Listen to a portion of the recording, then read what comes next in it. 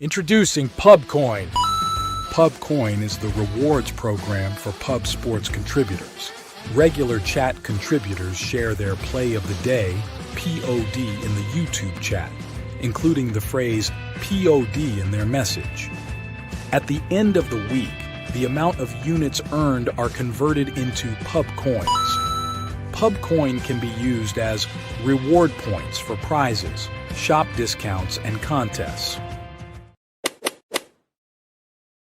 Hey, what's going on, y'all? It's Mills here, Pub Sports Radio. Do you guys want to challenge the personalities here at Pub Sports Radio? Do you guys think you're better than them at entering in your MMA predictions and picks? Would you want to get paid for it? $100? Here's how you do it, man. You sign up right here at the link below. It's just this easy. PubSportsRadio.com. Enter your email. Pick your weekly picks. That's it. Oh, and you get bonus points if you can predict how they're going to win in what round. Every single week, a new winner's getting crowned. So every Saturday on Pub Sports Radio. So come on and check us out. You can win $100 just for signing up. Only thing you need to do is see if you can beat us here at Pub Sports Radio by entering your UFC predictions and picks weekly. Do it. I dare you. See you guys soon.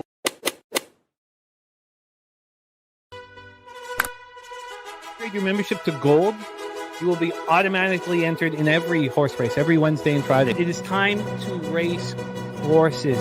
We are racing camels today. Shout out to the Gold members. We're racing in San Antonio immediately here. And we're off. 2 minutes, 74 canals on this racetrack. It's wide.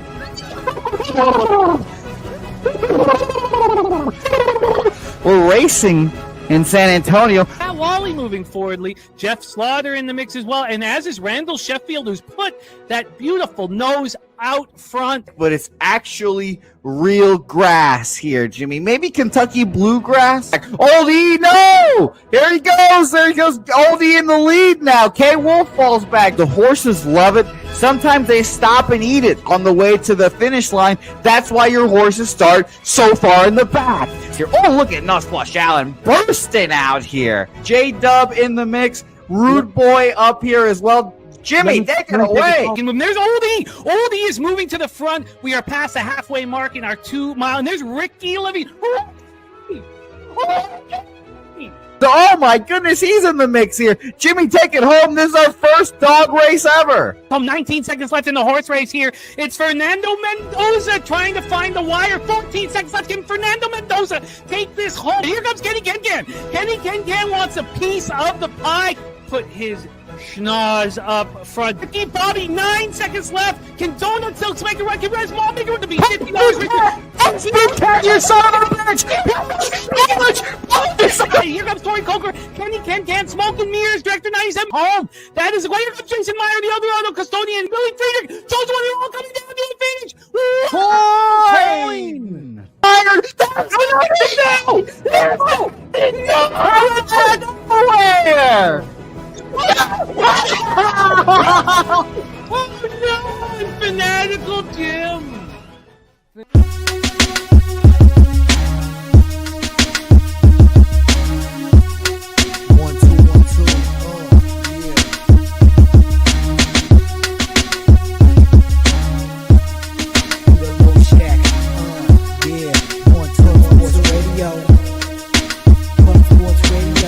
From the corporate Peter Low Shack, legendary sports handicapper, more dapper than a dawn. Father young phenom, known as Jimmy, who declared one day that the bag was here to stay. Information like a PSA, when we all PSR Pub Sports Radio bizarre. Is a man named Slaughter and he flipped the script. No competition in this they quit the trip. Though we say we be pubbing, better with the bag and you love it. We want a top 10, we above it. Let's check. What up, cappers, gamblers, punters, hustlers, low baggers? Happy Thursday, June 12th to all of you. Thank you for watching Betting with the Bag right here on Pub Sports Radio. I had a monster day and still a sleepless. Well, it wasn't the worst case scenario for sleep, but the lacking sleep and struggling with the battle. It's so strange that this last 10 weeks of only one losing week, and I'm still really struggling with this battle. Only 8 games in MLB, 1 game in CFL, 1 game in NHL, and it's getting to me. I'm I feel like rage filled. I just feel like on edge. Numbers are getting to me, and so that's just where I'm at. But we had a big winning day yesterday. 13-7 plus 4.98 units. Pacers money line, Pacers plus 5.5. Beautiful. 2-0 plus 2.89 units and a big score. Baseball was a roller coaster ride. Really screwed up the Dodgers game and Randy Vasquez, but still went 7-6 plus 0.19 units. A lot of action, stressful. WNBA 3-1 plus 1.9 units. Alec Dirk's birthday pick of Phoenix Mercury was very easy. Seattle Storm was easy. The Aces first quarter was a mistake. There'll be mistakes. So through 2 days, we're 22-13 plus 7.65 units, which is just really on par for where we were yesterday. I'll get out of this. It's just, this is stressful shit. The work gets to me sometimes, and it's getting to me right now. If there's nothing else I'd rather be doing, I just letting you guys know where I stand. We got a huge card, and we got to be quick here because, and I shouldn't say huge card, it's just we got to get to these 110 MLB games with at least 35, 40 minutes to get our action in. And I've not moved on any MLB action yet. I want to talk it out with you guys. So we are going to start with CFL. We're going to hear Bobano's best bets. Then we're going to get into NHL. All that has to be done within 24 minutes. I've already been copying and pasting all of the action here from cappers in the chat. So we're pretty much set. So I'm just going to say a what up to you guys and a huge thank you to you guys for being here with us. And then let's get to work. I think it's got to be, the Stanley Cup Finals is getting to me. It shouldn't, but this CFL game tonight's really getting to me. Shout out to all the cappers in the chat. We got Kong Smash Plays of the Week, Wellmaker KO 1 or 2, and Malik to win rounds 1 or 2, plus 125. Buckley inside the distance. Justin McKelvey stacks play today. Soda over 1.5 bases. Witt over 1.5 bases. Billy Friedrich, Anton Lundell for a point is the pig milk play today at plus 116. What a phenomenal situation Billy Friedrich's in. Imagine having the Pacers at 40-1 and Sam Bennett at 125-1 to win the Conn Smythe. You deserve this. You've earned this. I'm really happy to see it. Gorky coming off a great day. I'd love to see it. Troy Torrance will be driving for 3 hours with the family. We'll be listening to it, betting with the bag the entire ride. I love it. Drive safe and travel safe and have a wonderful time with the sweet fam.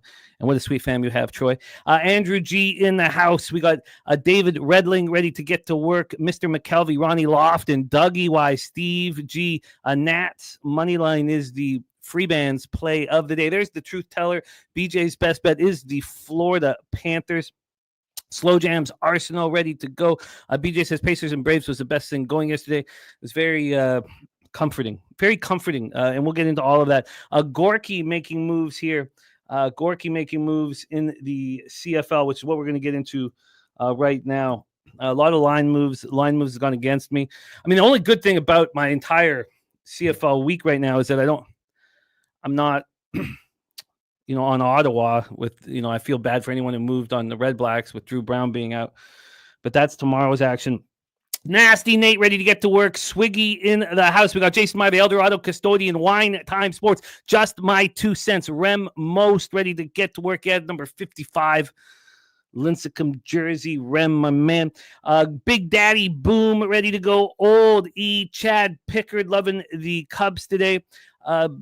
Markel, you can take 20 minutes if you want to go smoke a bat, smoke a blunt, do whatever you got to do. Let's get to work. 9 Legacy, Ricky Bobby, Walla Walla Dose. Crystal Craig says stress to the max 2, capping and trying to find employment, and my SIL still camping at my house. Pulling my hair out. Well, Chris Craig, I don't mean to laugh, but that's the first time I've smiled in 24 hours. good God.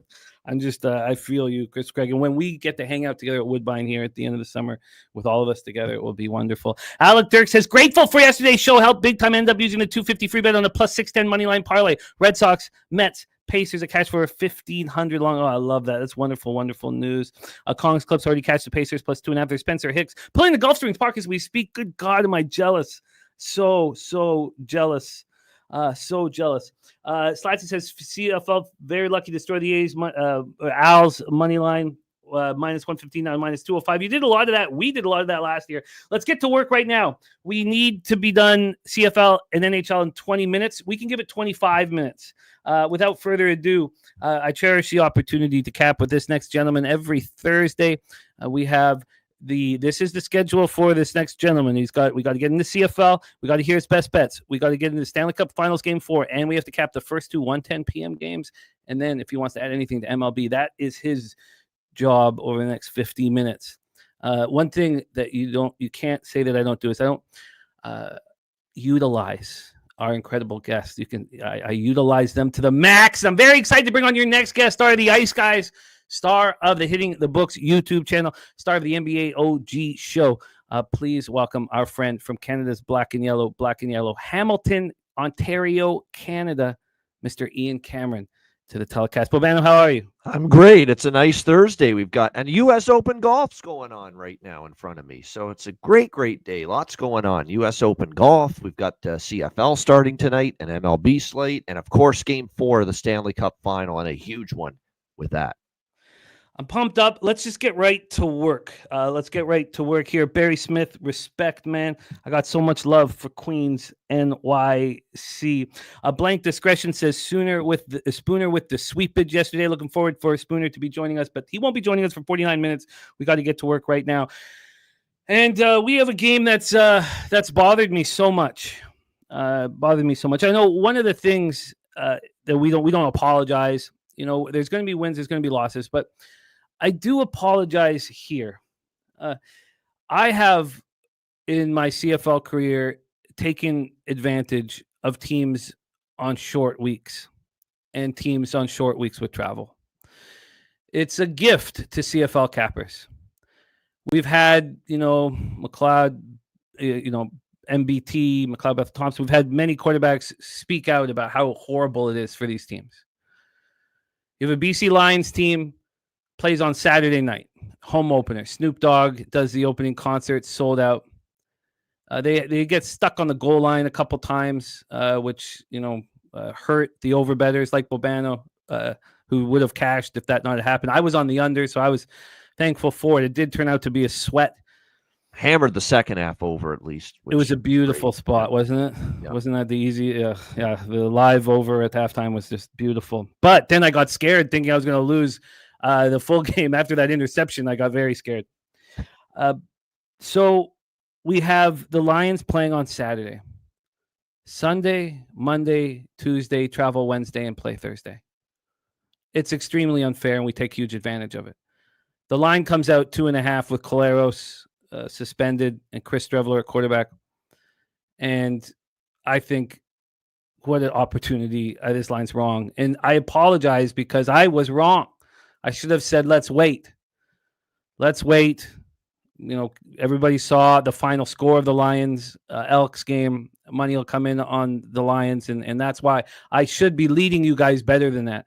You guys who believe in my action should have gotten a 3.5 now. And so that's why I apologize. It was a mistake. I made a mistake, and it's just been eating at me for 24 hours. I just couldn't let go of it, and that's my own shit. But that's my problem right now. So let's get into this. Princess Auto. Not going to get every line move right. We're not going to get that. It's just impossible. Never going to happen. No, well, yeah, I know, but still, this is our bread and butter. We beat these line moves in CFL on Mondays and Tuesdays by multiple points. 90% of the game. So this was a bother here. 69 Fahrenheit, cloudy, 7 miles per hour. There's no reason. There's no way that's still not a bother when you see you have what was it early in the week? 2.5, and now it's 3.5. It's gone right through a key number, and it's just that's frustrating. But I'm just saying, don't say, well, what an idiot I am. Don't do that. You're not going to get every line move right. You're not What I going to wanna get the do- best of it every time. You aim to do that way more often than not, but it's just impossible that it's going to happen every time. I just want to go to the gym and sweat it out. But there's no chance for me to go to the gym and sweat it out right now because there's so much to cap, and I'm so frustrated with just there's so much work in the way that. But I'm not here to bitch. This is how I feel, and I'm just being honest with you guys. I'm pretty frustrated. Zach Galero suspended. Chris Streveler starts. He's an extremely popular guy. Is he the most popular guy in the province of Manitoba? Possibly. He tore his ACL, his MCL. He partially tore his PCL during the Banjo Bowl last year. There's a lot of talk about, this dual threat, not being capable to deliver offensively. And we'll get into that in a second. Lions win their home opener 31-14. Didn't look very good doing it. Scored 3 points in the first half. Rourke goes 27-36 for 324 yards, 3 touchdowns, and 0 interceptions. All the damage really was done against the questionable Tiger defense in the second half. How questionable the Elks defense is, we'll have to continue debating because I like their linebacking core very much. I do question the talent level of the Lions receivers. Maybe that's another mistake. Stanley Berryhill III, you University of Arizona fans will remember him from 2021. He looked great. He caught 6 passes for 105 yards and 2 touchdowns. Javon Catoy caught 7 passes for 88 yards. I don't think this is as talented of a wide receiving crew as we've seen, but maybe I'm wrong. James Butler ran 10 times for 68 yards and a touchdown, caught 3 passes for 22 yards. This defensive line from the Lions was very, very good, very dominant. Matthew Betts is very good. They also pick up former Indianapolis Colts edge rusher Kamoko Toure. They're tough. Let's talk about Streveler. He bounced around NFL rosters for 5 years. That's longer than Nathan Rourke lasted. He started 1 game last year. 1 game. The Bombers won 25-16. You'll hear people say, no one says that when they're making fun of Streveler, that they won that game. They say, he threw for 127 yards. He was 13-21 for 127 yards. He also ran 13 times for 79 yards.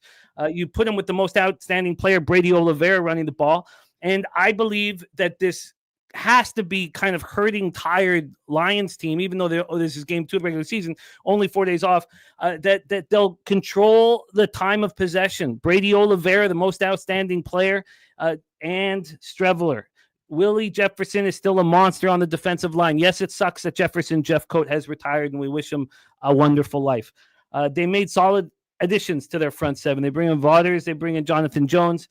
There's some injuries on the offensive line. It's a problem. Pat Neufeld is a game-time decision. He got hurt in Monday's practice. Obviously, you want him on the offensive line very badly. If he's not there, Gabe Wallace, their 2024 first-round pick, will be forced into the position. They have second-year American Micah Vanderpool on the other guard spot, Kendall Randolph at tackle. Vanderpool only dressed for 2 games last season. Randolph only dressed for 6. He only started 5. But Winnipeg has 3 American starters on the offensive line. That's more than the Bombers usually field.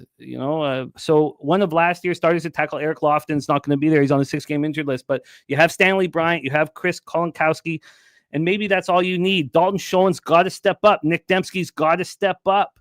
Carrick Wheatfall, these wide receivers got to step up. This line right now is at 3.5. Now, the only kind of okay thing for me here is that it is juiced to -113. I had people telling me they see 4.5. So I've never seen a 4.5. Maybe they were just saying it to get under my skin and to make me angry, and it worked. I see a 3.5 of -113 for Winnipeg. Obviously, I should have waited and I didn't. I also hammered the unders on both these games. Now, again, I waited too long. I don't know if it was frustration or what, but all I need to do with my first half over is to be above 24. And the full game is a different story. I got 24 at -105. I got under 48 full game at -110. Bobano, take it away, please, my friend. I don't have much to say. I'm not making anything official on this game. I took over 25.5 with the BC team total early in the week, which I feel all right about it, but I don't love it by any stretch, which is why I'm not making an official move on it. It's just a small bet. I didn't have a strong opinion on this game. I'm not rushing to bet Winnipeg with Streveler, and knowing the struggles they had to begin last year as well. They got off to a terrible start last year. They only got going in September. I'm worried about the secondary, new faces galore, the same issues that plagued Toronto last week. The same issues that plagued Hamilton last week. The same issues that, even though they won, Calgary's secondary wasn't great. And all these teams with new faces in the secondary, I worry about that. Remember, Winnipeg lost to Mario Houston. They lost Tyrell Ford, who I think was their best cover cornerback last year, the brother of Trey Ford. Tyrell Ford's now in Edmonton. I worry about that secondary, especially against a guy like Nathan Rourke, who's throwing the ball all over the place and had just an unbelievable game last week. They could have scored 42 on that Edmonton team had they not stopped themselves on turnover on downs. So I think this is a tough matchup out of the chute for the Winnipeg secondary, with having a matchup against McGinnis and Hatcher and Katoy, and a very solid BC receiving core. The biggest fear I had was the BC offensive line coming into the year, but they added the league's best O-lineman, most outstanding O-lineman from last year, Dejon Allen, in the offseason, and he already showed he made a big difference. I thought the O-line certainly showed improvement last week, and that's important against Winnipeg, who still have, Willie Jefferson and a capable enough pass rush. So I think BC can get to 26, but I'm hesitant of doing anything but keeping it a small bet because, God, I hate this spot for BC. I mean, it's just so tough, right? When you're playing Saturday and you're going to Thursday on a short week. The only saving grace is it's only week 2. It's the second game. So it's not like the games and the attrition has piled up on BC going into this game. It's only their second game, but it's still a tough spot. Saturday to Thursday. They were talking, Nathan Rourke, about how they only had one practice day this week. So that's troubling. It's definitely a scheduling advantage and a big-time situational edge for Winnipeg. The question being, can they take advantage of it with Strebler? So for me, it's just a small play early in the week on the Lions team total over. But for the show, no bet. For me, I have fucking $1,200 in this fucking game. And it's just... This is my lightest volume game of the week right here. So look at that. I already feel the knots in my back for this goddamn football game. So There we go. That's you're supposed to have the butterflies when you're financially invested to a bigger degree on one game. Yeah, the whole thing bothers me. I just didn't. I was just too fucking. It was just too up. I was just so confident, and I just needed to take a breath instead of just. We were waiting and waiting and waiting for the lines to come out. Waiting and waiting and waiting and waiting. Finally, they come out. It was, at 11 in the morning on Tuesday morning, right before the show starts. And it was just like I was an addict. Okay. Bobano, we got to move quickly here. Best bets. What do you want to make official for our record keeping? We have Alouettes, Red Blacks on Friday night at 7:30 p.m. TD Place in Ottawa, Ontario. Saturday, we have 4 p.m. Eastern, Calgary at Toronto, and we have Saskatchewan at Hamilton. I never got the opportunity for the 4.5 that I thought they were going to drop on Hamilton. I moved at 3.5 as soon as I possibly could. The line move has gone against me with the Argonauts. I think it's a perfect opportunity to fade what we just saw last week. I was on Calgary. I cashed with Calgary. Everybody saw how good they looked. Well, let's see an angry Toronto team that got completely embarrassed. You think they're not going to show up in their home opener? The only time they might have ring ceremony day too for the Grey Cup, banner day, ring day. Yep. It's a big day. A big day. And then Alouettes, Red Blacks, the only game I haven't moved on. Anything you want to make official for our help? It helps us enormously tomorrow because we talk about your action when we break down the games and really? For our record keeping. Yeah. Well, I think I was going to have 3 bets, one from each game. I can't give anybody Montreal, Ottawa now because I'm on Montreal. That's my best. That's my top side of the week. That's my best bet from a side perspective this week. Montreal 8-0 straight up, 7-1 against the spread versus Ottawa. It's been ridiculous. Jason Moss versus Bob Dice. It's been a mismatch. Jason Moss has destroyed this guy over and over again. Montreal's dominated this Ottawa team. They're the better team this year too. I know it's only 1 week, and you say, "Well, hold on, it is just 1 week." I think I've already seen enough. This Montreal team looks really good on both sides of the ball. You got Austin Mack. You got Tyson Philpott. Tyler Snead is healthy now for the Alouettes. They're loaded at receiver. And this is a team that lost Julian Grant in the offseason as well. They're loaded at receiver. They ran the football well, even though they cut Walter Fletcher. I don't see any problems with their run game with Sean Thomas Erlington. He looked fine last week. Davis Alexander, I'm a believer in him. I think he's going to be very good in this league. He's ready to be a starter. And Ottawa, the defense still stinks after what we saw last week against Trevor Harris in Saskatchewan. Drew Brown's not playing. Matthew Schultz is going to play. Davis Alexander, too, 5-0 as a starting quarterback in the CFL. He's still yet to lose as a starter. It was a beautiful bet at -115 money line. That's what I got on Montreal early in the week. Problem is, obviously, the ship has sailed. You can't give it out now at 4.5. So if it comes back down, maybe take Montreal. But I don't know if I'd buy back on Ottawa at some point, especially now with Matthew Schultz confirmed to start. I don't really trust him. Hasn't been great when I've seen him get the opportunity. Montreal's going to know him well from the past when he was at Alouette a long time ago, especially Noel Thorpe, the great defensive coordinator for the Alouettes. So, and by the way, the under has been hammered in that game, and that's probably a big part of Montreal's defense has been really good, well, at least against Toronto, and B, Matthew Schultz starting. We got to be really tight here because we got to get to these one. Yeah. I'm going too long. Why is Dustin Crum second? I mean, isn't he the guy with a much higher ceiling than Schultz? And isn't he the guy that started more games in the offense and the system there in Ottawa than Matthew Schultz? I'm a little bit surprised by that. I am. Because that if it was Crum, I'd be sitting here at 4.5 going, I might. When do I pounce? But with Schultz, I'm like, we've seen this song and dance, and it sucks. But other than Mrs. Dice, Bob Dice has married peculiar coaching decisions as well. So, yeah.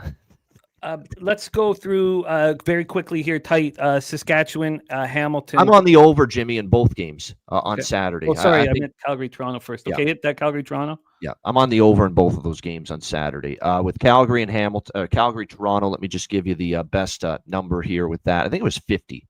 That I got in on it. Let me just, I'll confirm that in just a moment. Here we go. Calgary, Toronto. Yeah, over 50 -115 is the best price currently. Calgary, Toronto over. I like Calgary's offense.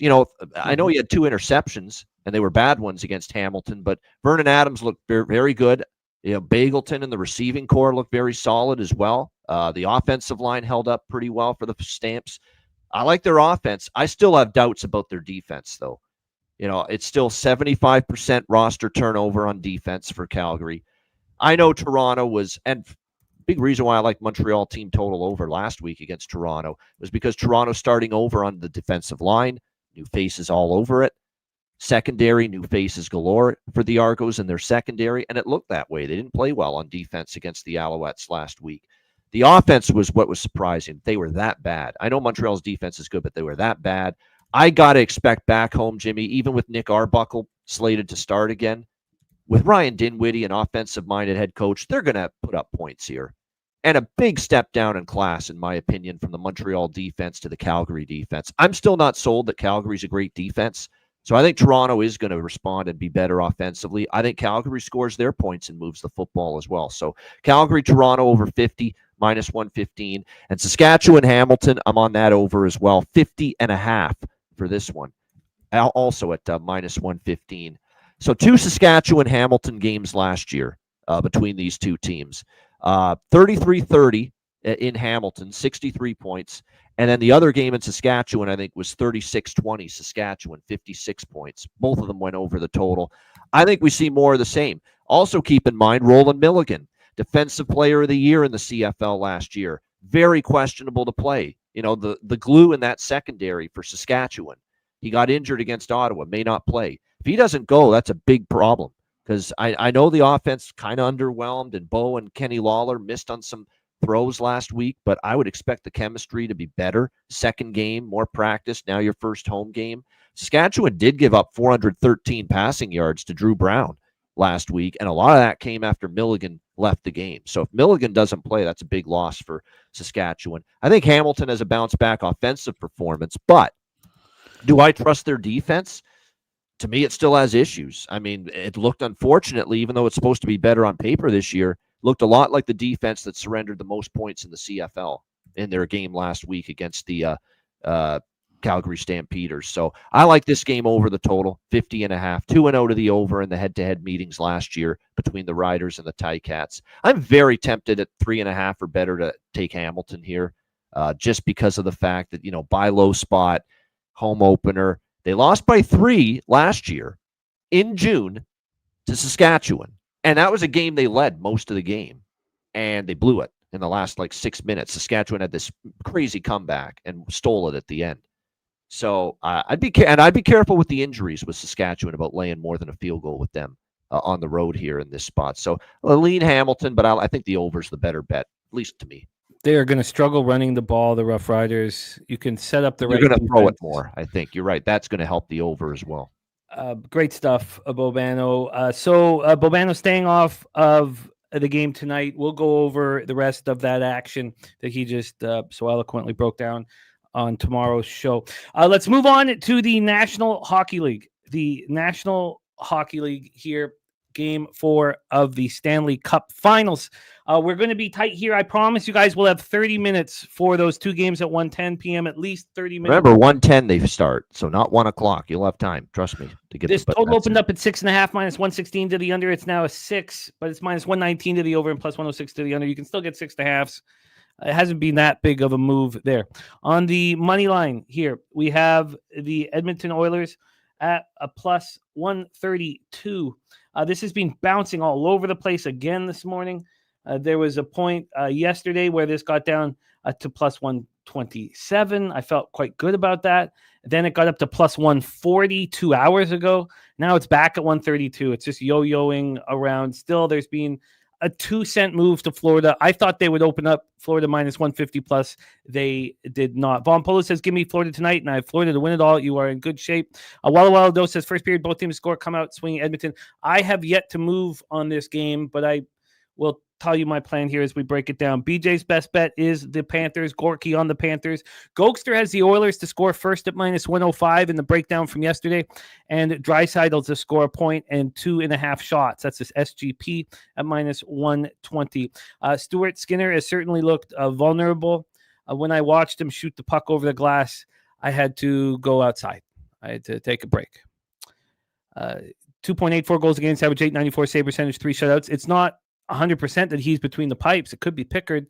They're still kind of holding us in the dark. We expected Skinner, but we will see. Bobrovsky's looked phenomenal. The 36-year-old has looked very good. 2.16 goals against average, 14-6. 2.16 goals against average, 916 save percentage, 3 shutouts. The Oilers' penalty kill has been a problem all playoffs long. 67.2%, something that AM has talked about a lot, and he's right. The Florida Panthers power play or penalty kill has been excellent, 86.5%, and they have similar power play numbers. Brad Marchand scored for the 3rd straight game. 2 Cup final records in doing so. He's a monster, but he's had some bounces that go his way, and all hockey players know that when you're scoring, the puck just seems to find a way to you. When you're not, it doesn't. And when it does, you hear a clink.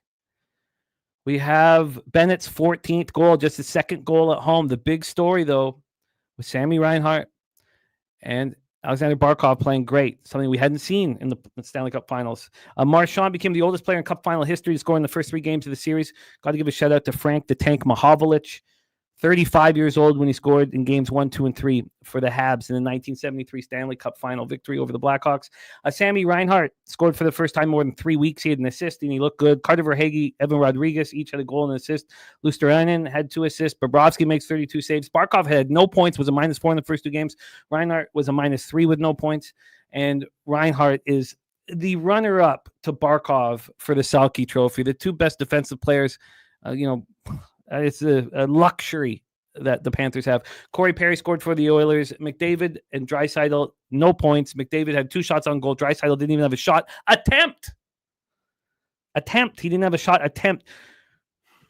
The Oilers put the Panthers on the power play 11 times. Florida scored 3 times. Edmonton took 21 penalties for 85 minutes in Game 3.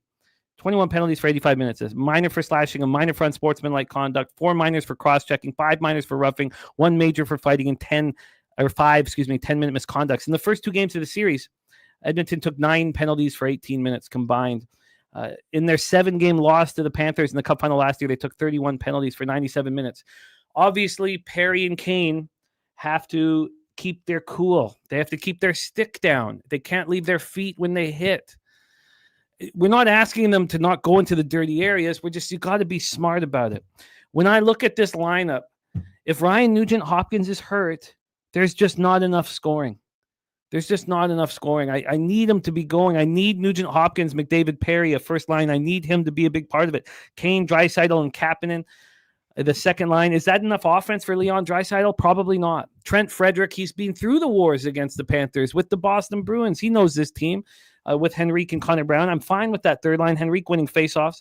Matthias Janmark, Arvidsson, Podkolzin. Podkolzin looked like an ass clown on that fourth goal, and I hated it. And all I could see is him doing that same shit in the Vancouver Canucks uniform, and we hadn't seen him do it in the Oilers uniform. This defense has to step up. This team has to step up. They have to play perfect hockey. I think they're capable of that. I do. I think they're capable of playing a perfect game. And Draisaitl and McDavid are capable of being the best players on the ice. But they have to be by far the best players on the ice, or they won't win. I expect to be on the Oilers' money line and the Oilers team total over 3, but I want to see where this line ends up. I don't want to take it at a bad spot. Take it away, Bobano, my man.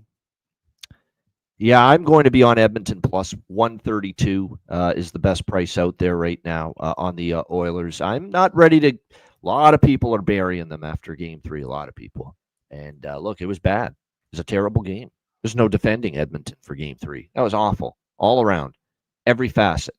Special teams, even strength. Goaltending was not great from Skinner. All of it. Not what you want to see. There's no question. But this team got away from the rink the last 2 days.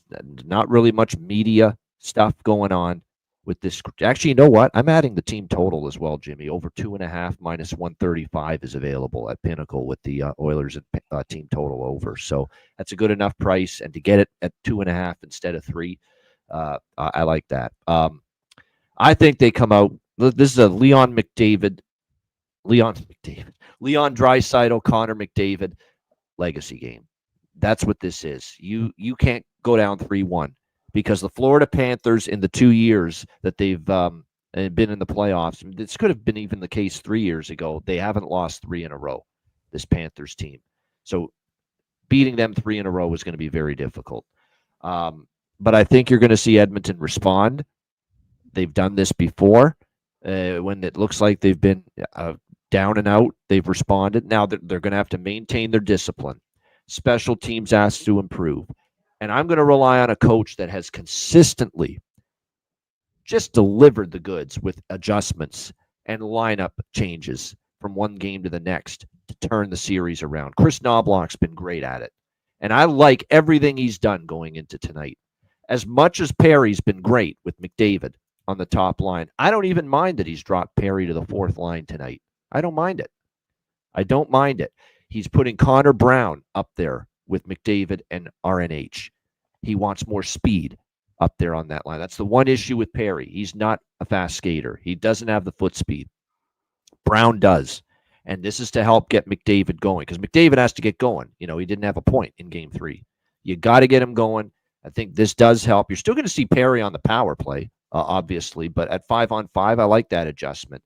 I love Jeff Skinner coming in. Jeff Skinner, the last time he came in, he scored against Vegas. Yeah. Yep, he got the job done. And Arvidsson coming out, I don't mind it. Arvidsson's been okay at times, but I like giving Jeff Skinner the opportunity. And I love. It had to happen. This is the best of all the moves he's made going into Game 4 tonight and lineup changes.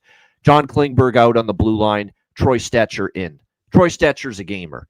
Troy Stecher is outstanding defense, or at least he's going to give you a ton of effort defensively. He's going to block shots. Some of the plays he made to kill plays in the D zone in the last series, the last time we saw Troy Stecher, were outstanding. And you just can't go back to Klingberg. He was that horrific in Game 3. It was the old Klingberg defensive liability in Game 3. So I like that move. Troy Stecher in, John Klingberg out on the blue line for Edmonton. So I like all these moves. He's going back to Skinner. Skinner is 6-0 in Game 4s the last 2 years with a 1-point-something goals against. 14-1 run for Skinner in Game 4, 5, 6, and 7 of a playoff series the last 2 years. He still lost just once in Game 4, 5, 6, 7 of a playoff series the last 2 years, and that was the final last year, Game 7. So he responds. I expect him to. It was a bad night for Skinner, but he's responded to these kind of rough games before. I think he will again.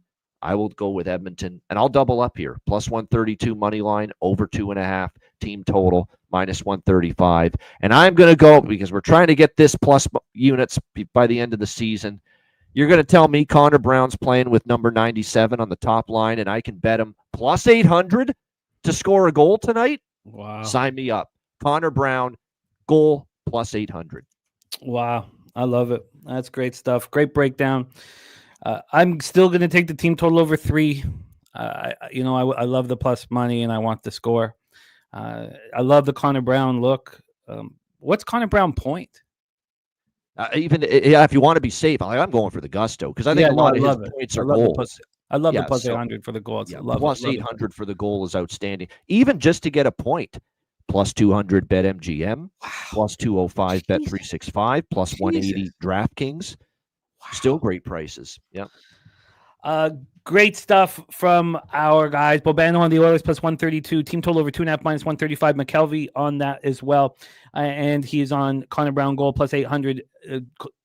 Gokster on Draisaitl to score point and over 2.5 shots at minus 120. And the Oilers to score first minus 105. Nate Dogg on Edmonton money line. McDavid to score and assist. Draisaitl and Perry to score and leaning draw. A lot of Panthers love in the chat. Ton of Panthers love in the chat. And you guys have every right to fully believe in that hockey team. They're a great hockey team.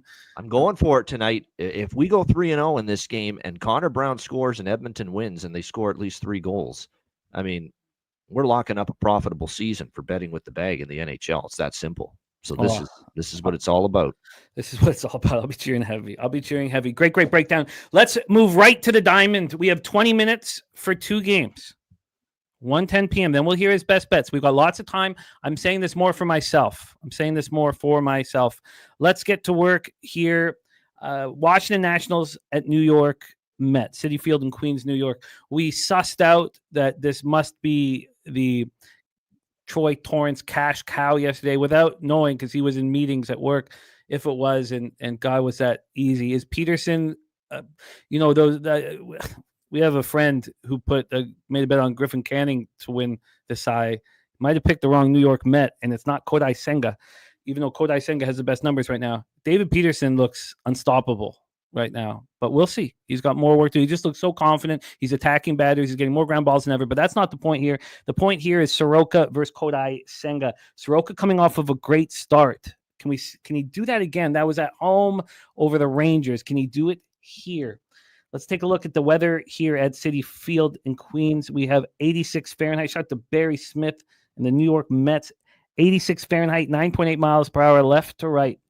And it stays 9.8 miles per hour left to right. No changes there. When we take a look at a Ballpark Pal. Ballpark Pal has Citi Field minus 7%. It's plus 3% homers, minus 22% doubles and triples, and minus 4% singles. Soroka is on the road. He's had 4 starts, and he's not looked good. He's allowed 13 earned runs and 5 home runs. But other numbers look pretty good. He's only allowed 22 hits in the 20 innings. He's got 18 strikeouts to 3 walks. It is lefties that are hitting him very, very hard. Let's take a look at the lefties in the lineup that we need to worry about and go over the lineups, because lefties are hitting 259 with an 833 OPS, but righties just 207, a 556. Here, sorry, let me get this up quickly. I thought I had it up here. Here we go. Okay, there we go. Sorry about that. Okay, so let's go through these lineups right now. The lefties in the Mets lineup, Lindor will hit from the left side. Nemo, Soto, the hottest hitter in Major League Baseball. Well, could be Kirk, but Pete Alonso is the righty. And then you have McNeil. Marte is a righty, but Brett Beatty, the lefty. So that top of the lineup is going to be very difficult for Soroka. Kodai Senga has allowed 4 earned runs and 6 home starts.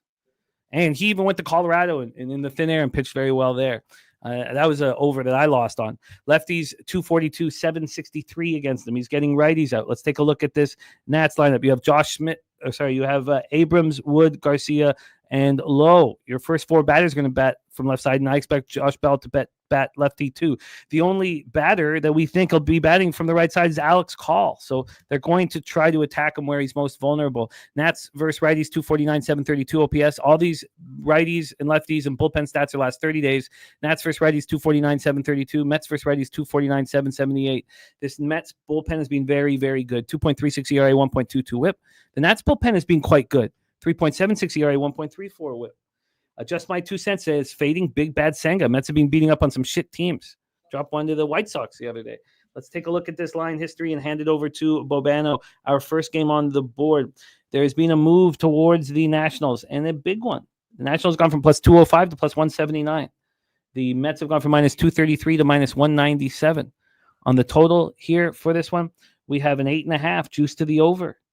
This opened up at 8. So a move to the over. A very, very, very interesting move towards the over. And then very, very quickly, just to make sure that this table is set for everybody while we listen to Bobano's breakdown, let's look at the board.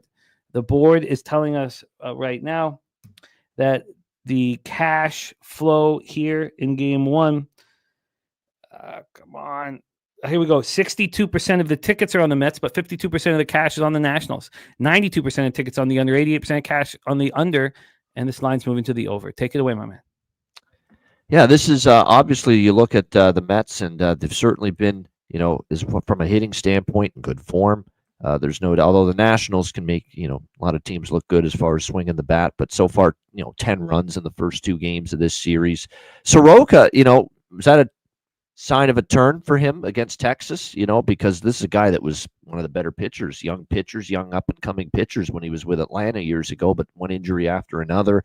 Some struggles when he first got the nod for Washington, but that was his best start last time. 2-hit shutout baseball, 6 innings.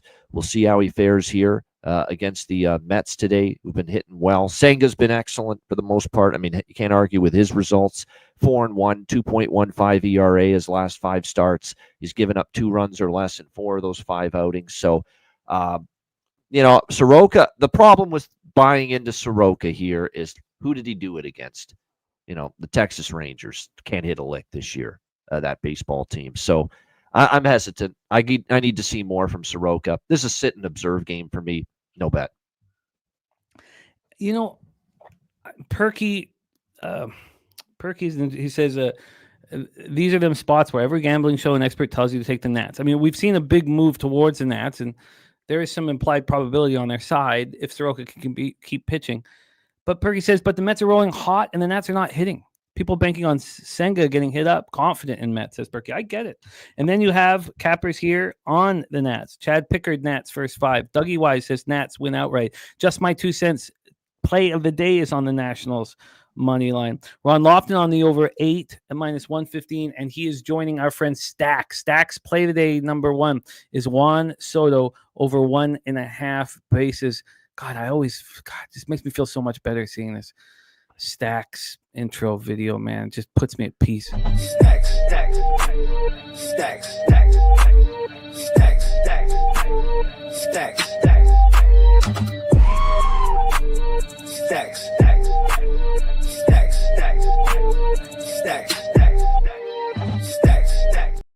Robert Cherry on the Mets -1.5. Juan Soto for a homer. So that's our guy, Robert Cherry. We have AM on the under 8.5. We have cappers on the over. Barry Smith in Queens, New York is on the Nationals money line. Let's roll on here. We have our guy, Dutch Boy Fresh. So a lot of our Pacers backers in the chat. Just fucking glorious. Yeah, I was one of them too. Yeah. God damn, that felt good. Money line and spread for me. It just I rarely take a money line at that price on top. I mean, how confident were we? Well, here's the thing. Oklahoma City had not covered a point spread on the road yet in the playoffs entering last night. Still now, they're 0-8 against the spread in the playoffs on the road. Oklahoma City Thunder. And Indiana 4-0 straight up, 4-0 against the spread off a loss in the playoffs, and now 5-0 straight up in ATS off a loss in the playoffs after last night. You trust in Rick Carlisle. You trust in a coach like that off a game like they had in game 2, and that was really the main rationale for me behind it. You know what? That last 7 minutes, I was texting with Preston. To have your money on a team against a ISO ball. I mean, it felt like DeRozan. It felt like watching DeRozan as a Raptor. ISO ball. You're telling me you're going to beat the Pacers with ISO ball in the last 7 minutes of this basketball game? I was like, oh, God. Just give us the money now. Here's the Thunder ball movement and spreading the wealth that we've seen all year from them. It's almost like they've tried to do something different here in the finals, and they're paying the price for it. Different lineup in game 1. He takes the bigs out.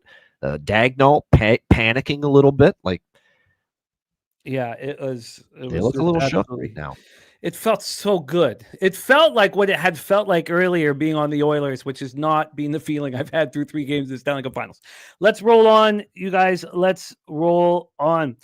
Next game popping. So the game 1, we got our guy Black Thor King in the house. There's no move here for Bobano and I. Obviously, we see the sharp action to the Nationals. I'll be a... By the way, I have $5,000 coming my way if Oklahoma City wins the championship from my biggest futures position in the offseason. I feel like I need to start thinking about, and I haven't hedged anything, but I've been taking Indiana at times in this series. But I feel they can win this series now after what I saw last night, Indiana. The question now, and the game 4 is going to be extremely difficult, and we'll get into that, Cap, another time. But the question now is, will the Pacers even need 7? I mean, because you have to win at 6. No. You can't go back to... You don't want OKC in a game 7 there. No. I could not see them losing that, quite honestly. Yeah. So, it's a lot of fun. All right. Spooner on the Nationals team total over 3 as well. That's a very, very interesting look. All right. Let's roll on. Texas. Oh, and by the way, Von Polo, I've been reading what you're saying, and let's connect, man. We could easily make that happen. It's very interesting, and I it's just a cool idea. I love outside the box shit, and I'm fully down, and we love and respect what you do on camera already. So very, very easy. And Alec Dirk saying, after last night, I think Pacers win game 4 and close out an Indy game. Remember, I don't need to say it over and over and over again, but don't always believe what you've just seen. Indiana's best path to win the series is they win game 4. They'd probably lose game 5 in Oklahoma City and come back home, win game 6. That's the route for an NBA championship for the Pacers. Yeah. Let's move on to the next game. It pops off in 19 minutes. Texas Rangers 32-36, 12-23 on the road at the Minnesota Twins, 36-31, 20-11 at home. We're at Target Field in Minneapolis, Minnesota.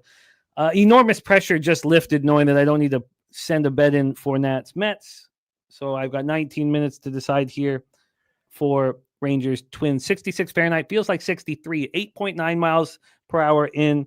It gets up to 9.8 mile per hour winds. There's some drizzle issues in Minnesota.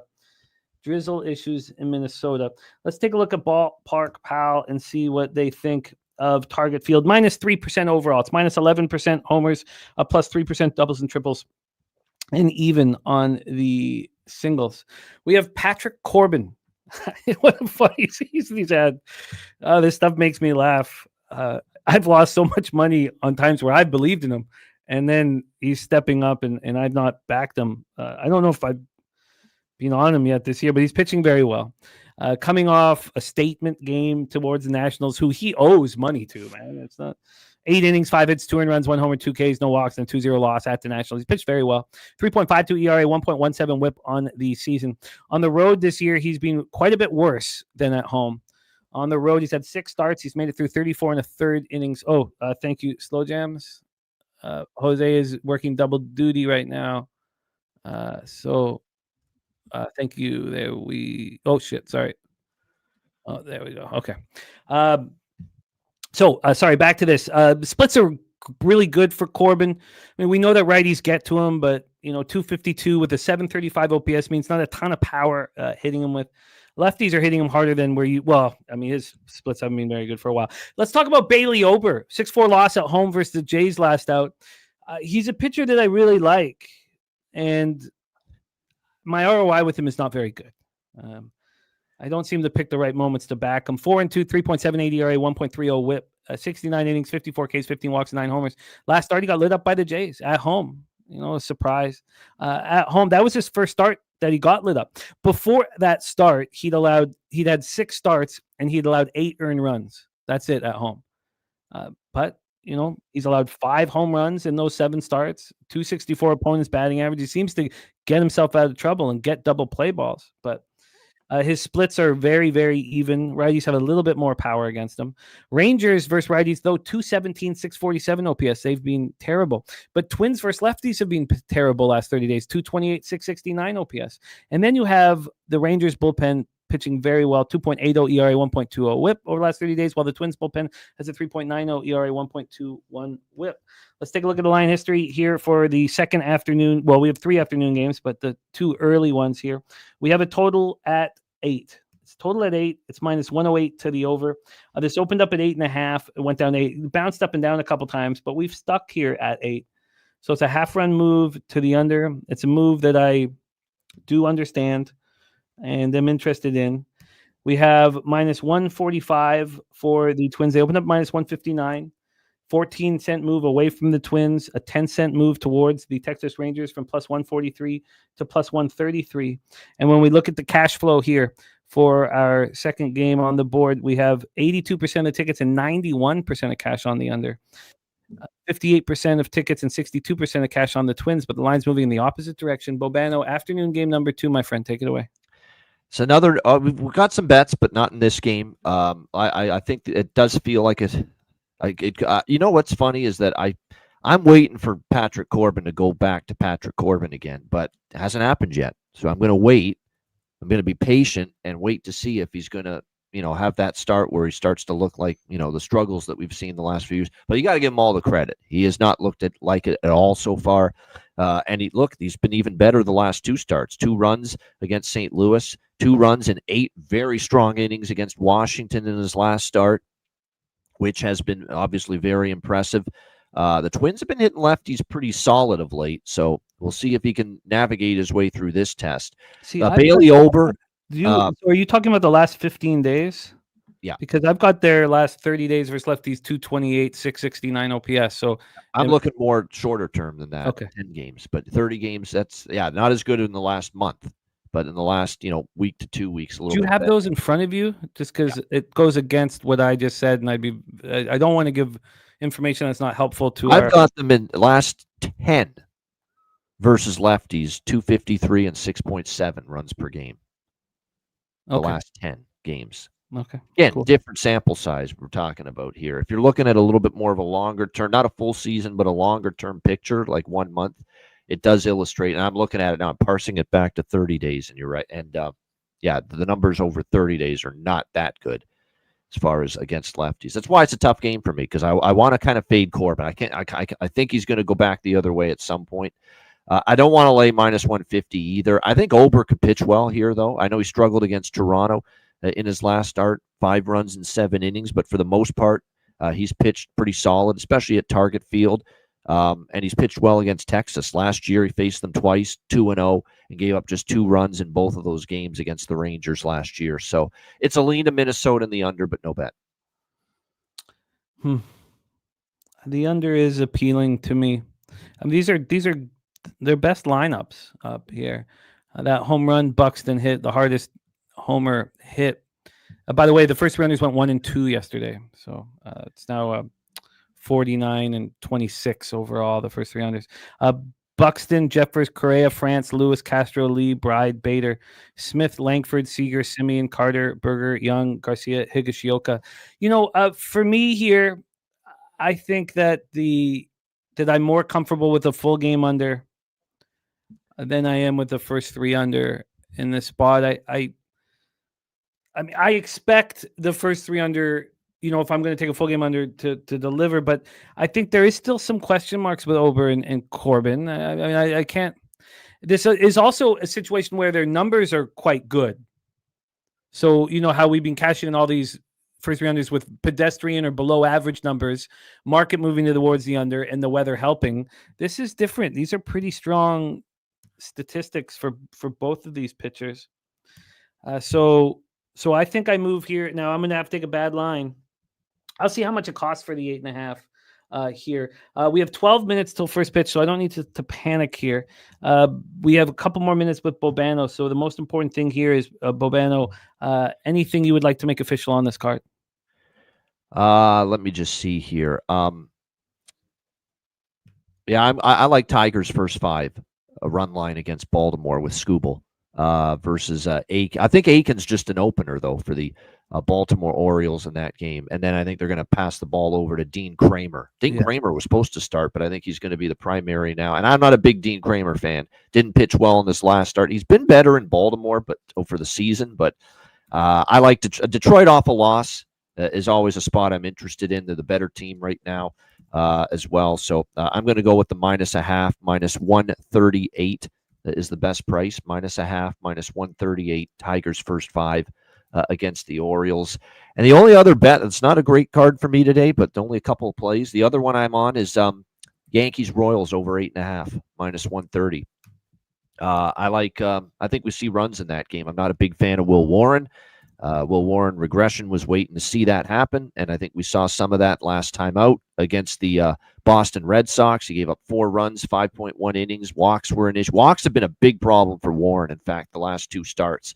And then when he got drilled by the Dodgers, 7 runs, didn't even get out of the second inning of that game. He also had 4 walks. So he's had 8 walks in his last 7 innings. It's not a good trajectory for Will Warren. 11 runs in his last 7 innings of work as well. So I think the problem is you got to buy into Kansas City's lineup, which, other than a 7-5 win against the White Sox, they've scored 3-2, 1-2 the last 4. But I'm hoping they can get things going a little bit here against Will Warren. And they did score 4 runs against Warren. Did he face them earlier? No, he didn't.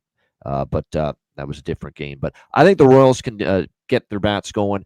Lugo's been solid, but I think the Yankees could give him some trouble. He struggled against the Yankees back in April, and he gave up 4 homers against the Yankees in that game. 4 runs, 7 hits, and 6.2 innings for Lugo. Surrendered against the Yankees earlier this year. So I think we'll see some runs there. And I know that obviously it's a series so far where we saw the over in the first 2 games hit. And that's another thing, too. The bullpens could be a little bit depleted based on starters not going with a ton of length other than Fried in the first 2 games of this series. So I'm looking at the Yankees Royals over 8.5, -130. So there you go. I got 2 bets.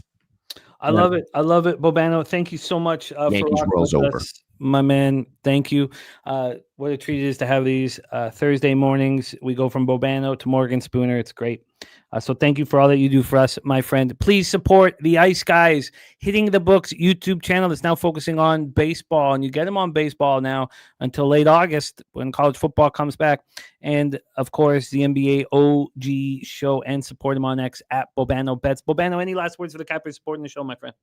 No, it's good. Great stuff. Obviously, NHL is winding down, so we're going to have mostly just CFL and MLB with me in the next couple of months here, but looking forward to it. Shout out to the chat, everyone, all the great viewers, and a lot of them tune in to Connor Mack and I on the Hitting the Books, which we definitely appreciate. We'll be back tomorrow with another edition of that show. Shout out to the chat. Good luck tonight with all your bets. Jimmy, the same to you. Good luck with all your bets, and we'll see you again next week. I look forward to it. There he is, Mr. Ian Cameron. I'm going to pay the juice here. I want the 8 to be a casher, so it's going to cost me -128. Questionable. I don't have enough time to really think about it, and not think about it, but really kind of weigh out the positives and negatives. We're still 8 minutes away from the first 2 games, so we're going to get more looks from our cappers here right now. So let's bring on my co-host here, the star of Say Hey Plays, the producer of Betting with the Bag. Please welcome from his homestead, San Antonio, Texas. We have Mr. Jose Bouquet on the show. Jose, how are you? Good. It's rainy as fuck here in San Antonio. Storms aplenty, but it is nice to see you, Jimmy.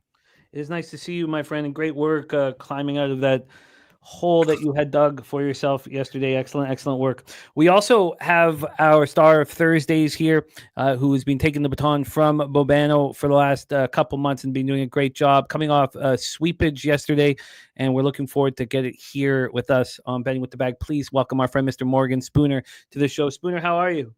I'm doing well today, Jimmy. Excited to attack this card. It's short card, not necessarily the best games, but as always, great to join you and Jose on screen. Jose, the hair looks sharp. Love to see it. Thank you. Wow. I didn't even notice. Did not notice, Jose. I did notice that your legs aren't on camera, so we're very thankful. Yeah, Jimmy doesn't notice these things about his child, Spoon. That's why I'm a neglected kid, Okay, Jimmy, do you mind if we rewind and go back to that Nationals game quick? I do have a play on it. We must. That's important. We have 7 minutes. So looking forward to hear from both of you guys. Spooner, hit lead off here. Talk to us about the Nats Mets. Again, 7 minutes till first pitch. Time. So let's not worry. Take it away, Spooner. So I got this line pretty recently. It should still be there. Nationals team total over 3. I built it at -118 on a public book. I used a 2.5 at -155 and plus money 3.5. I think this is a really good spot to back this Washington Nationals offense. You look at Senga, and he's a guy that really struggles with lefties. He's got a 455 xFIP on the season, 341 WOBA, and 1.55 WHIP. And if you look at this Nationals lineup, they're going to throw 8 lefties out there versus him. We're playing in Citi Field, which is the second most pitcher-friendly park in all of baseball. It always plays that way, but one thing about this field, it's a little bit deceiving. You look at the length of center field and you think it's short, but as soon as you go to the corners in between, the fences really come in. It's a unique shape. They built it 2-hitter friendly, and they've changed it over the years. And I think today, with the wind blowing out, a really nice 90-degree day over there, I think this is a spot where the Nationals bats can get 3 runs versus Senga. I looked at it last night, the 2.5, and I wasn't sure if I could really go up against Senga with the National bats. And I want to say I saw like a -145. And just watching the market disrespect Senga here, I think this is what the market's been telling us for weeks now. They know more about these pitchers than what everybody does. And when they're on the same side as me here, I think this is a spot Nationals can be successful. You only need 3 runs to get the push, 4 runs to get the cash. But I think this is a really good spot to take advantage of it. The Nationals bullpen is terrible. It's not a bullpen I trust. You can look at the last 14-day numbers, and maybe they're the middle of the pack in baseball, but I think these Mets bats probably will win this game for them, and I think that gives the Nationals enough motivation to try to get some runs, and I love it a lot. You know, I'd like it to. I'd probably be on it, but the market was indicating that Senga was going to get touched in Colorado, and that cost me an over. And I guess, the aversion that I'm dealing with from the Undoing Project. I just felt the loss, and Colorado, while it's a hitter-friendly environment, that the hitters aren't there to attack Senga. He's a really good pitcher. I think the Nationals bats are head and shoulders above where the Colorado Rockies bats are. We only have 4 minutes till first pitch in both these games, so let's quickly hear from Jose. Jose, are you thoughts on game 1 before we move on to game 2? Nationals first 5 +0.5 +115. That's what I got. You guys read off the market. We can move on. Okay, let me write it down. While I'm writing Nationals first 5 +0.5 at +115. Spooner, talk about Rangers Twins. I just moved on the under 8.5. By the way, just for the thought process, the 8, while I was moving on, it moved from -104 to -107. If I'm going to have to pay 7 cents a vig, well, you know what? I'll pay 28 cents and have the win on the 8. If I still could have got the -104, if I could have got the vig so low, I'd probably still move on the 8. But when the move I was betting, I was like, you know what? I'll take the -128. Spooner, are you moving on this one? I'm not. I had a lean to the Rangers in the beginning of this game. First 5, probably. I know Bailey Ober's been really good this season, but his fastball just leaves a lot to be desired for me. I think this is a guy that can probably has some regression coming for him, and Patrick Corbin's pitched really well. What the key issue with Corbin throughout the history of his career is just that third time through the lineup. And that's why I would like to isolate it to that first 5. It's not a bet I made. I got pretty close to it. Texas Rangers bats are starting to come a little bit alive, and I think Simeon matches up really well with Ober. If you can take some of the bad bats or the bats that have been underperforming for Texas and give them a good day, I think the Rangers can find a way to win this game. I didn't end up moving on it, but this is a Rangers spot for me. Let's hear from you, Mr. Bouquet. I moved on the under 8.5. Dougie Wise just added the Nats team total over 3.5 at plus money. Jacob on the first 3 under 2.5 at -110 in Twins, Texas. We also have Mally Mal here with the cold cash play of the day on the Mets. And Big Show Pick says TC on the Nats.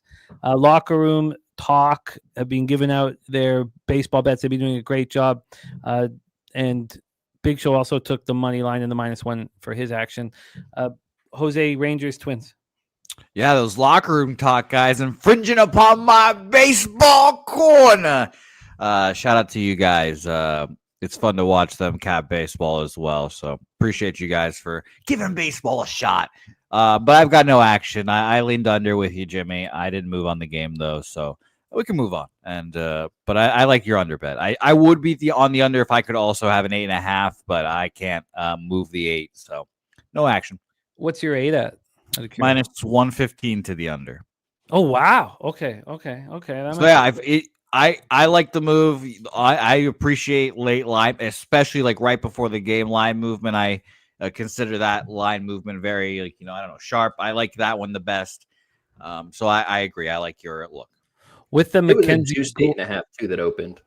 Yeah, first, yeah. But with the speaking of the late line movement, with the Mackenzie Gore Griffin Canning game that was bothering me so much. It stuck. It was just sticking in my, because they had such good numbers, and I was like, I was so stressed out putting my action. I was like, I'm just gonna go for a run, sweat it out, and if I come back and it's an 8, I'm gonna bet it right away.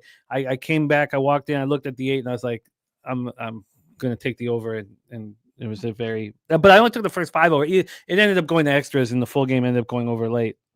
All right, let's move on to 3:10 p.m. action. Fellas, we have the San Francisco Giants 40-28, 18-17 on the road. I had planned on wearing my BC Lions jersey, but I'm so angry about the 2.5 and the confidence I had in it, and now moving to 3.5 that it's on the fucking floor. We have Hayden Birdsong going up against Antonio Senzatella.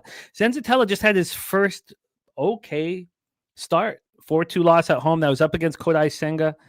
I was on the over in that game. He didn't allow a run through 4 innings. He did walk 4 batters. He's very, very questionable.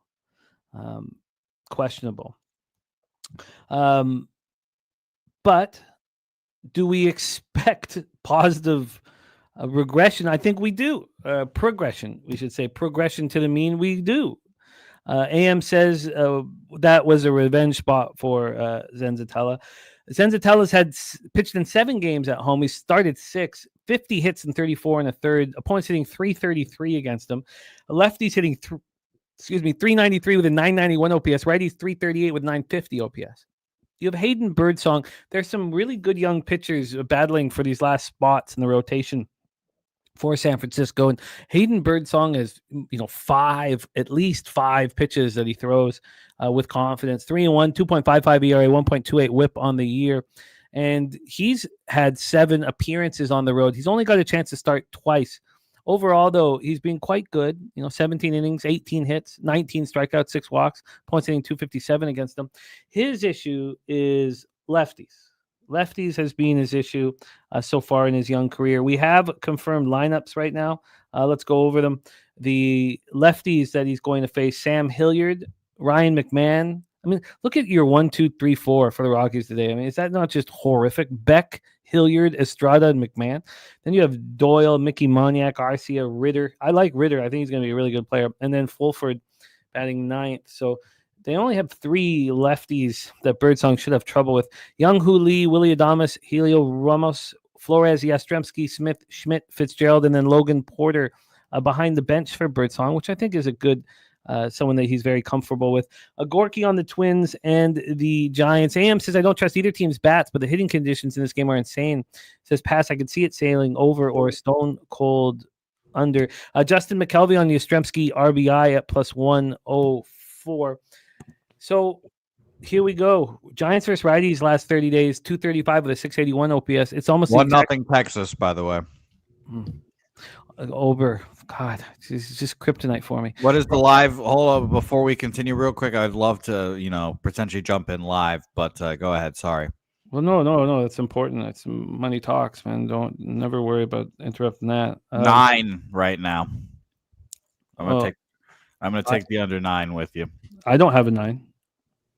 I have 8.5 minus 130 to the over and plus 100 to the under. I have 9 minus 115 or minus 119. Excuse me. Okay, well that all worked out well. To stay off and getting the 9, that was a successful move. I think I hit submit and it changed to minus 120, so hopefully I actually get it here. But yeah, because we have 2 outs now. Let's talk more bet. Yeah, exactly. Sorry. Minus 125 now. This is one of those fucking things about live betting. Just like, fucking take my number, take my bets. And then sometimes you end up betting it 3 times. And then, that is the whole thing. But whatever. Sorry. No worries. No, it's helpful. It's important. I will be copying action here from Cappers in the chat. Robert Cherry, I'll get your action here. We have the Giants bullpen has been really good for a long time now. Now the Cubs bullpen is insane. The numbers are just ridiculous. I haven't written down numbers so low on a 30-day period ever. But the Giants bullpen 2.27 ERA, 1.09 WHIP. It's interesting thing. We'll wait till we get to the Cubs game. Rockies bullpen 5.16 ERA, 1.47 WHIP. All right, so we've heard AM talking about the weather. Let's dive a little deeper into it. We have it 87 Fahrenheit, feels like 83, 4.5 miles per hour right to left. But after 2 hours or before, I'd say probably an hour and a half mark, it starts blowing right out to right center, 6.3 miles per hour. But that takes about an hour and a half. So if there is low scoring early, we might want to do what the Giants have been doing and hammer against this Rockies bullpen. When we take a look at the Ballpark Pal, thank you to Spooner for sending it over. Plus 26% is Coors Field, plus 26% home runs, plus 16 doubles and triples, and plus 14 singles. We get into the line history here for this one. We'll start with this total. This total is at 11.5. It's minus 114 to the under. This opened at about 11.5 and 9:20. 12 minutes later, this was an 11. It stayed that way until, for 12 hours. The 11.5 right now is juiced to the under. Overall, though, we've had 2 cents of movement to the over at that 11.5. We get to the money line here. Let's grab this up. This money line is sitting right now for the Giants at minus 197. They opened up at minus 211. So there's been a move towards the Colorado Rockies. I feel like we've seen that in every game in this series, and they've played well in every game in this series until it becomes crunch time and the skill takes over for the San Francisco Giants. When we get to the board here, we have the board with 77% of the tickets and 74% of the cash on the Giants, 69% of the tickets and 84% of cash on the under. Watching this Rockies bullpen, if you like the under, I don't know how you move on a full game. I mean, wouldn't you have to focus on Senzatella, which is not comforting, but he's coming off an okay start. Let's go, Mr. Bouquet. Take it away, Giants Rockies. Yeah, officially on the under 9. I got fucked on the juice, so I got minus 136, but whatever. That's fine. I'll roll with it, but we'll take it. I ended up just passing on this game in the fits of trying to get this bet in here. Looking at the line in the market, it kind of seems like the Rockies are again alive. We took the first 5 money line yesterday and we cashed it. That was great. We're all slapping ass, having high fives all around. They ended up losing that game, of course. So I would probably just stick to first 5 again. Maybe Senzatella pitch as well, but I'm off. We are off here. We moved on that under in the Harrison start. I mean, neither in Palmquist. The teams, they weren't hitting lefties, and I was like, I think these pitchers are better than their early numbers indicate. We stayed away from it. And instead, we should have taken the over. Obviously, you guys put the Robbie Ray getting touched on a silver platter for me, and it really upset me that I wasn't on it. And then here, what the hell do we do, Morgan? Take it away. I like the first 5 under in this game. It's not a play I've actually made, but I heard you mention it's really hard to trust Antonio Senzatella, and if you look at his numbers, they're terrible. I mentioned earlier in the season he literally broke the model for Ballpark Pal, and it's just funny to see 10s versus every hitter, and I think he's kind of turned a corner. Watching him versus the Mets in that last outing, he had a lot more confidence to me. He's a guy that is not scared to put a runner on base. He trusts his ability to put the ball in play and get outs. And sometimes teams really knock him around, but these Giants bats leave a lot to be desired. If you look at them on the road on the full season, they're 26th in baseball versus right-handed pitching, and they're 22nd in baseball, and overall they're 22nd in baseball. I think this is a spot where we can just take advantage of the public looking at Coors Field. The issue and why I'm not actually doing it is because it's a really low pressure, high temperature spot here at Coors Field. When I'm trying to bet a Coors under, I want to do it early in the season when we can get that temperature under 60 degrees. make the players chilly cold. When it's hot like this, the low pressure, the ball just really carries and it goes farther. There's nothing to stop it here. I would like that first 5 under, but it's just one of those things I would be sitting there nauseous the entire time. Maybe if I was Jimmy, I could do a first 3 under. I'm not trying to hop in late to that, but Birdsong's pitch mix is a little bit scary here as well. I'd like them to rely a little bit more on a secondary fastball than just his first fastball. He's got 4 pitches and a fastball, a curve, a slider. I'm just not sure how well that plays here. He's a young pitcher that's trying to earn a spot in the rotation, and this is just an uncomfortable place to be. So it just didn't correlate enough for me. But if I were going to make a bet, it would be that first 5 under. Let's see. Did he get a chance to pitch? He pitched here last year. 6 innings, Birdsong I'm talking about. And he was electric. 12 strikeouts and 2 walks. So the question is, when the hell was that? Was that later in the year or earlier in the year? Because if it was earlier in the year, it goes with what we talked about. And it was May 2nd. Oh, wait. Sorry. Shit. He's already pitched there this year. God, that was May 2nd. All right. Let's go back to 2024 when he had the 12 strikeouts. When was that? My bad. Sorry. Because when I switched the game log, it moved from 2024 to 2025. So he pitched in Colorado. Wow. That's impressive. July. He pitched twice, back to back, July 21st and July 27th. You can assume that that's the same temperature and pressure setup that we're going to face in this game here today. Probably a better lineup that he faced. Interesting. What is that with that information from what Birdsong did last year? So he pitched against them back to back, but he pitched at Colorado, 6 innings, 12 strikeouts in the 2. Well, who cares what he did at home? But he didn't allow a run at home. Does that change anything for you guys? I mean, Senzatella's coming off of an okay start. Does that change anything? Sorry, I was not listening. I was watching the Patrick Corbin fucking shitting down his leg right now. Walked Buxton, 3-out count to the next guy. Mound visit. Spooner, does that change anything? It gets me closer to wanting that under. Coors Field's under. If you're trying to do this time of year, you really need to have an edge on the market. And obviously, Jimmy, with those first 3s, you do have an edge on the market. I think these are the 2 kind of pitchers that the public doesn't necessarily have the faith in. The market, I'm kind of seeing 11.5s popping up, some 11s. I don't know if this is necessarily the spot to fire that first 3 under. Do you like the market to move against you? Or do you like the market to respect those bad pitchers?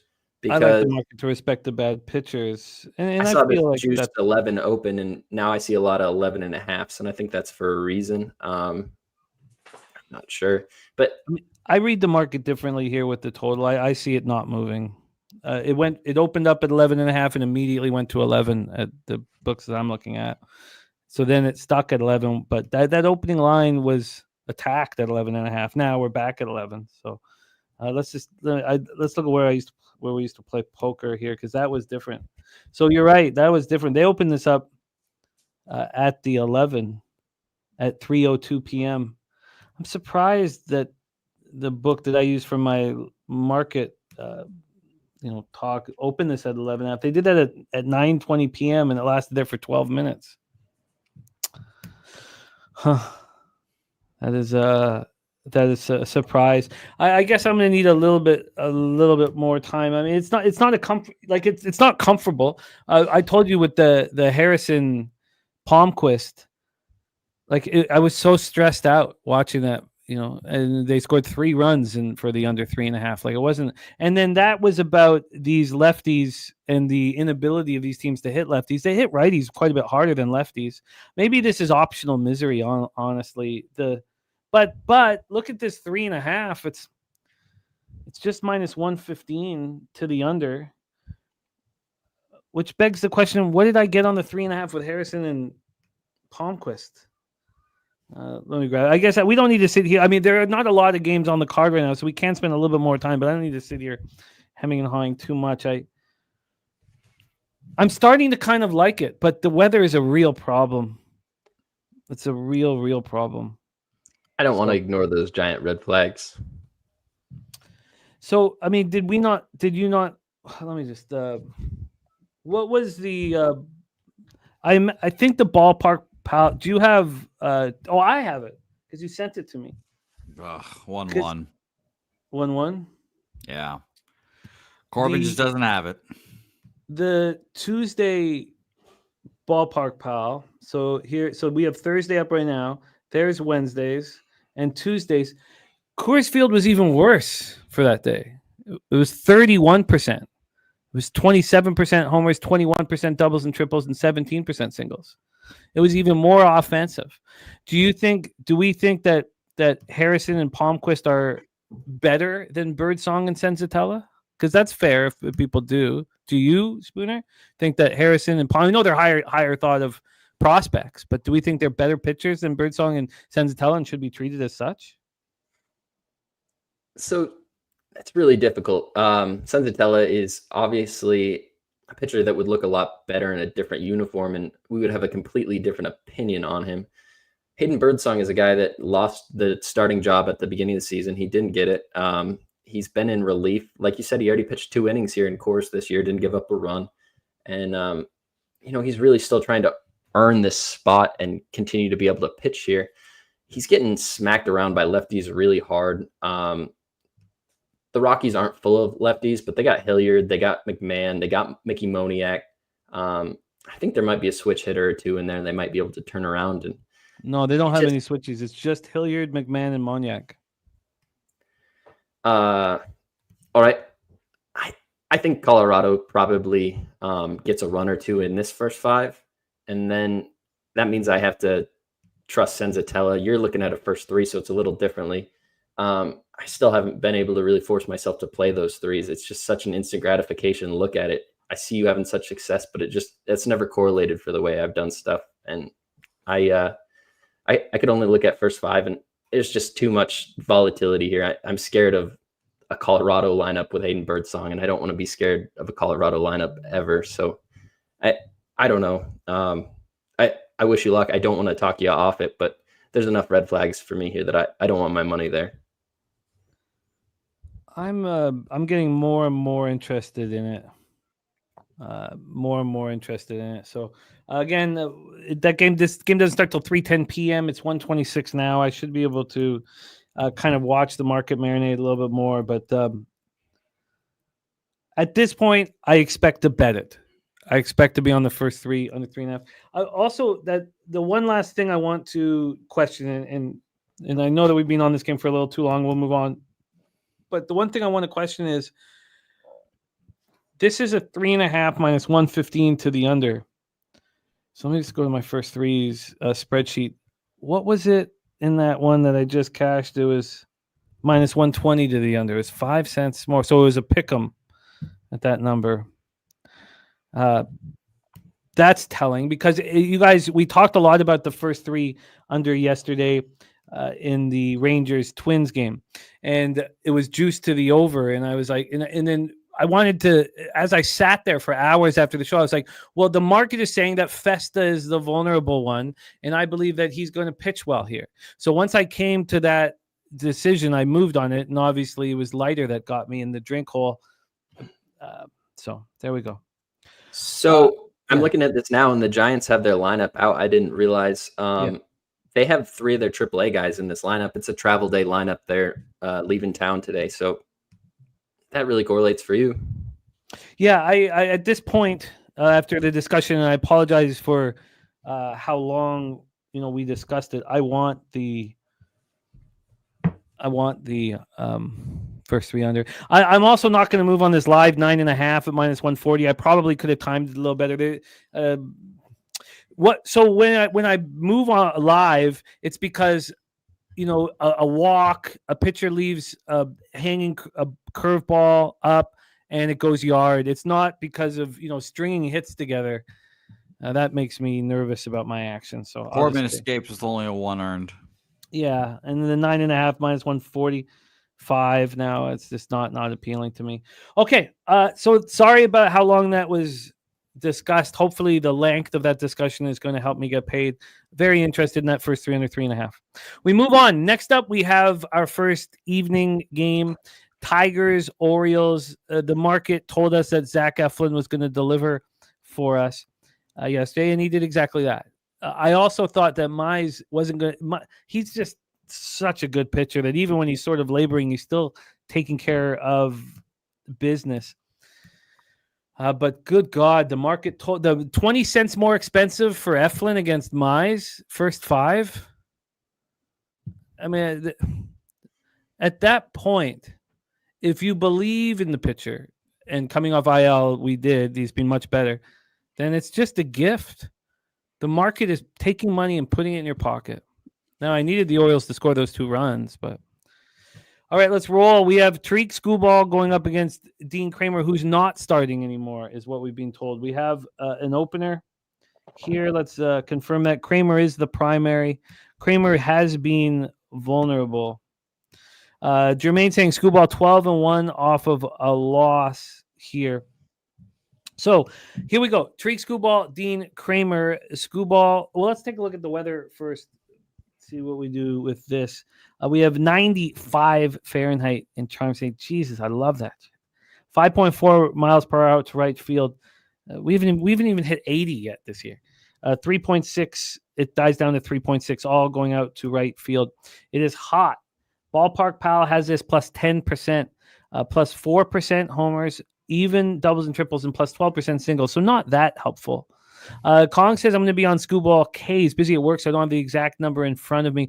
Can we do some line shopping for Kong while he's at work? It's you got to pay the bills, and can we get some numbers here for Kong at a couple different books so he can know what he's looking for, what he's comparing it to at his book while he's working? Von Polo says the hottest day here in Baltimore. Skubal 6-2, 2.16 ERA, 0.82 WHIP. It depends what stats you look at. When I look at those stats, I mean, obviously those are elite. But when I see 105 strikeouts and 7 walks, I think of only one lefty, and that's Sandy Koufax. Last start, 7 2/3, 8 hits, 1 earned run, no homers, 6 Ks, no walks, 3-1 win at home over the Cubs. On the road this year, he's not been that dominant. Now he has 42 strikeouts and 5 walks. So obviously the K to walk numbers are dominant, but he's allowed 5 home runs. Opponents are hitting 205 against him. He's allowed 11 earned runs over 36 in the third. But he's a phenomenal pitcher. I'm not trying to poke holes in the phenom. I don't have the statistics on the opener. Maybe Spooner, if you could handle the statistics on the opener and your expectation of the Orioles opener. We have Dean Kramer on the other side, 5-6, 4.98 ERA, 1.41 WHIP. He's been bad. I can't use my eye test with him because I think his stuff is good, but it just doesn't seem to work.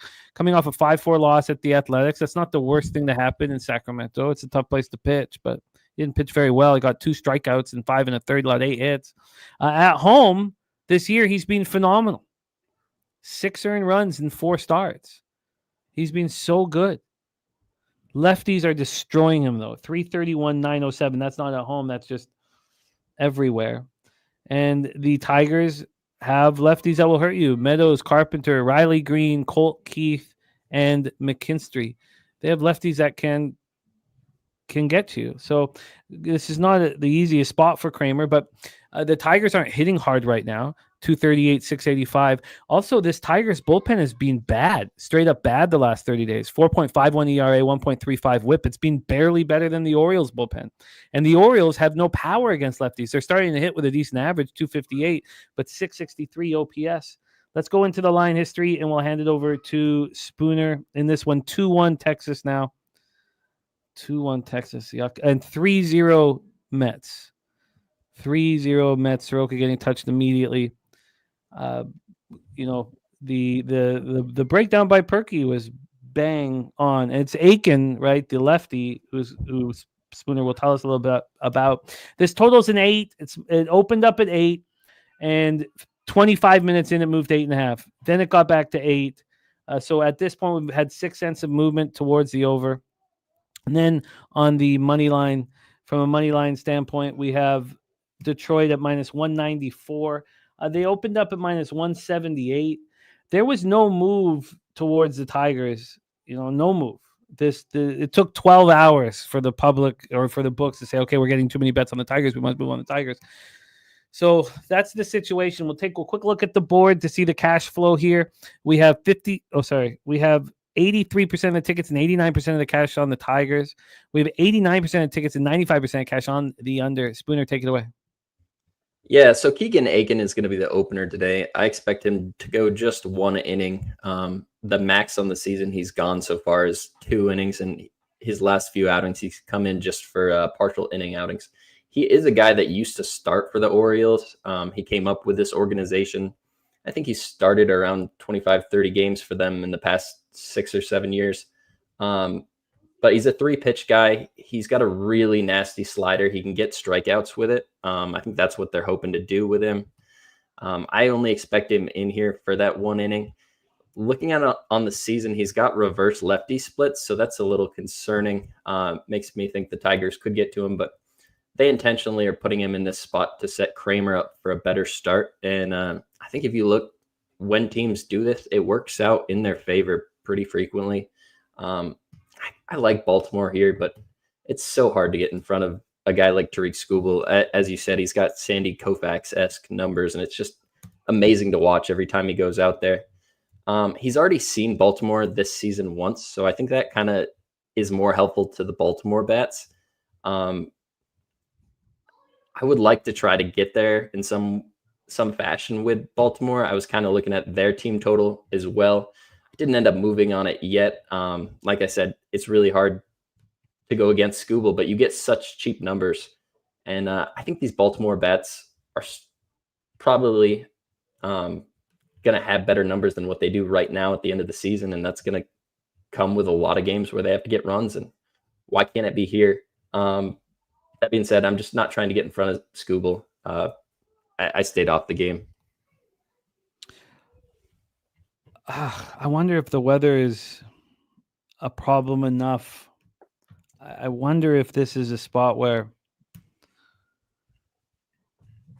we look for a first 3 under. I don't know if it is. Jose Bouquet, take it away. Tigers, Orioles.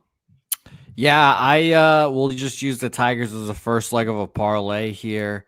The line kind of keeps just rolling to the Tigers here. I'll bet the best pitcher in baseball, Tariq Skubal, against the Baltimore team I don't believe in. So Tigers first half of a parlay.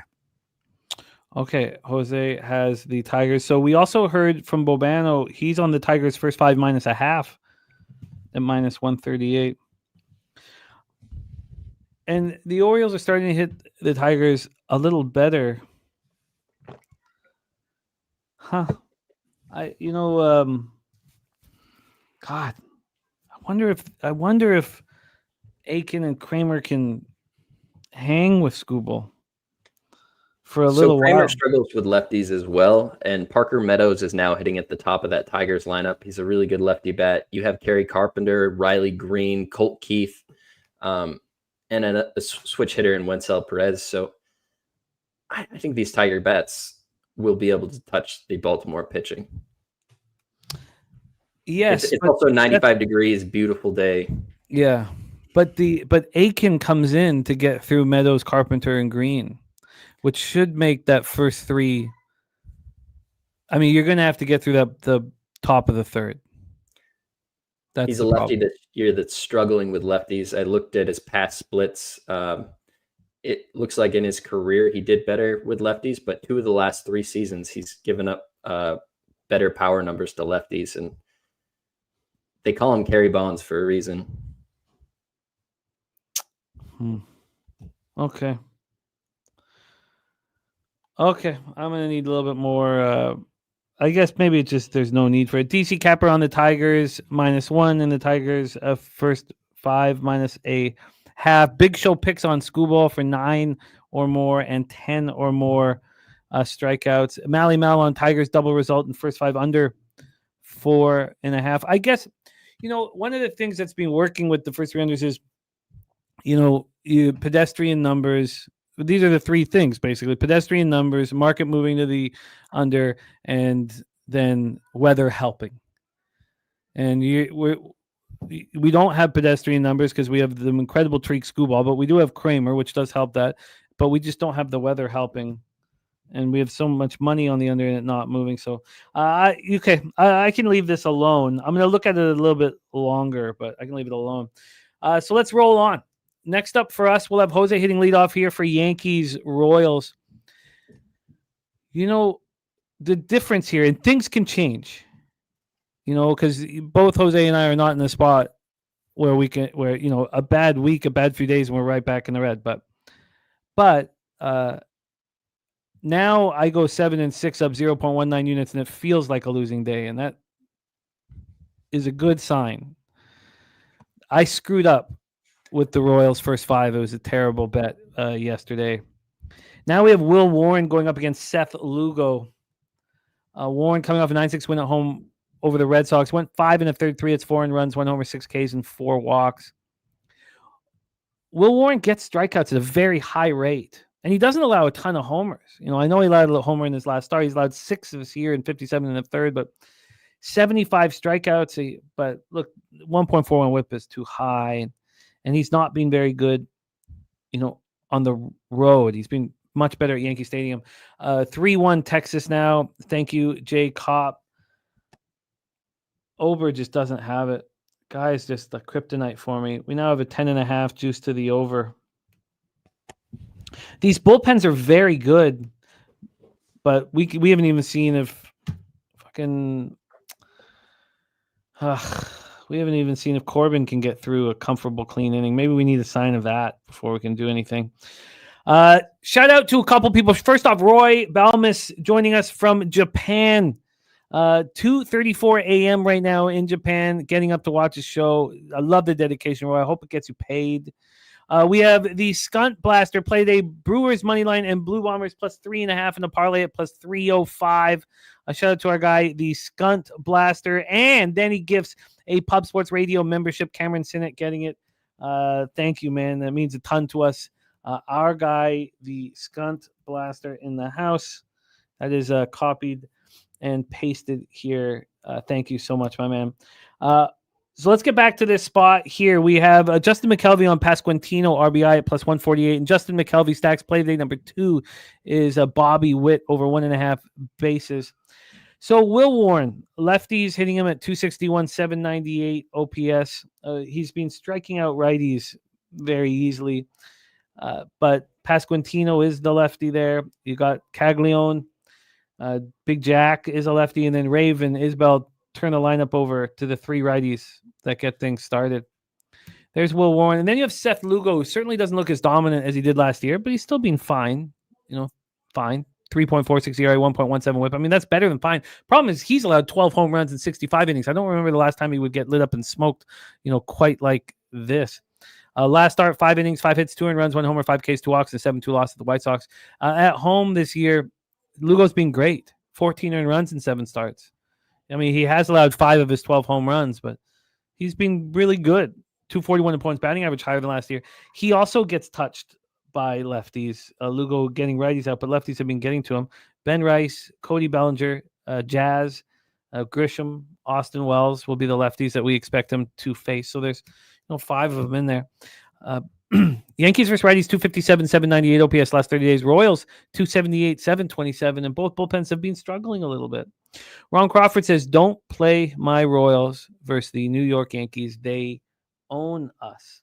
Let's take a look at the weather here and the line history, and then hand it over to Jose to hear the plan of attack in Kansas City. 79 Fahrenheit, feels like 78. 8.9 miles per hour right to left, dies down to 8 miles per hour. Let's take a look at Ballpark Pal. Ballpark Pal has this here at Kaufman plus 8%, minus 19% home runs, but plus 18% doubles and triples, and plus 12% singles. It's now 6-1 Texas. 6-1 Texas. God, overs and half. Turn that off. Huh. And then I don't know if we can trust. I would bet the under 13.5 right now, but the problem is, can we trust? First off, the Twins are going to bring out their bums, and so will the Rangers out of the bullpen. NHL play of the day for Ron Crawford is Edmonton, and the spreadsheet play of the day is the Yankees. So here we go. Spreadsheet play of the day, the New York Yankees, right here from our friend, Mr. Ron Crawford.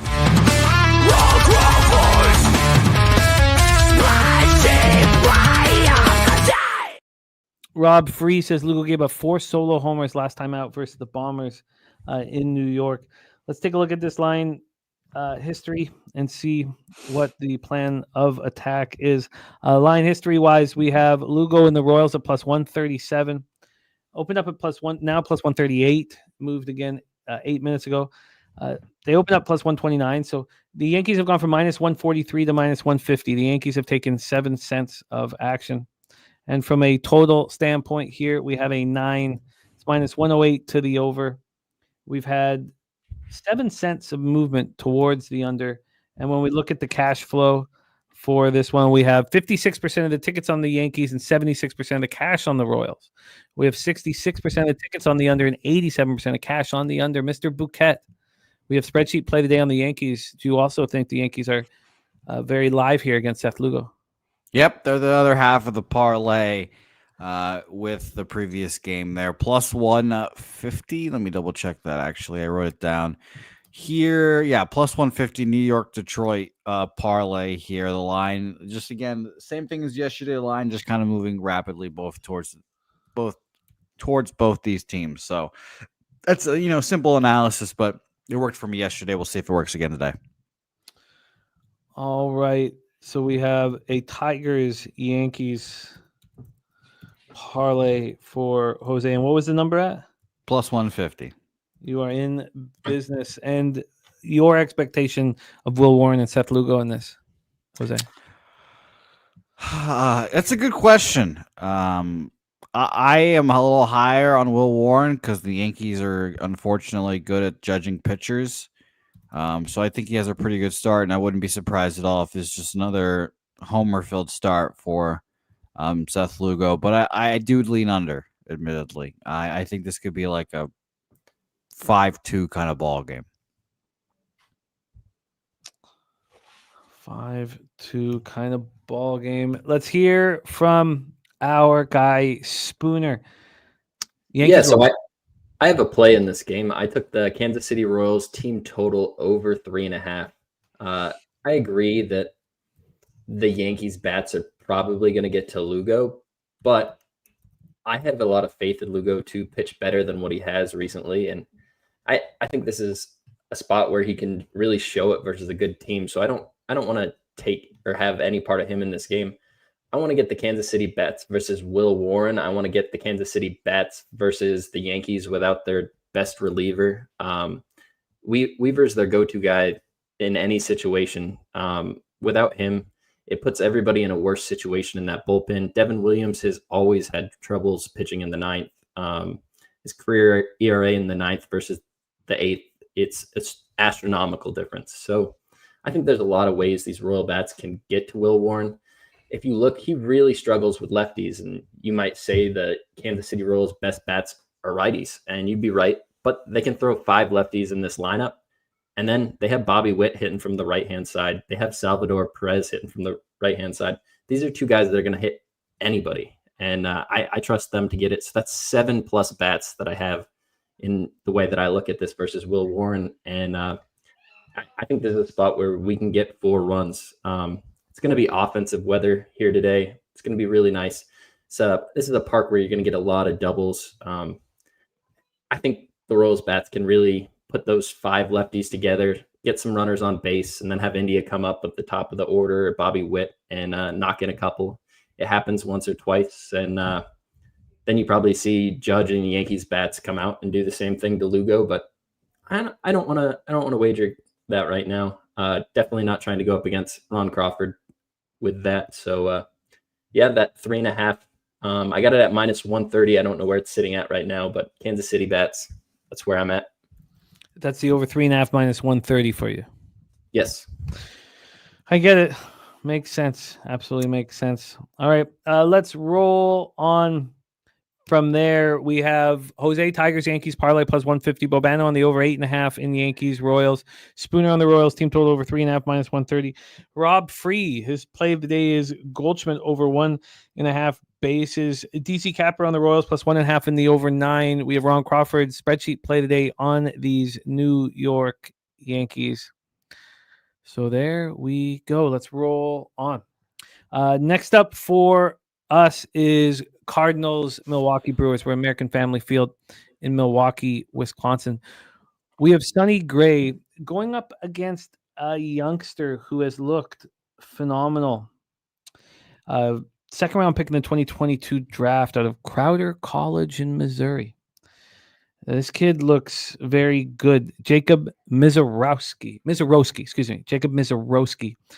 He has just climbed through the ranks and gotten better and better.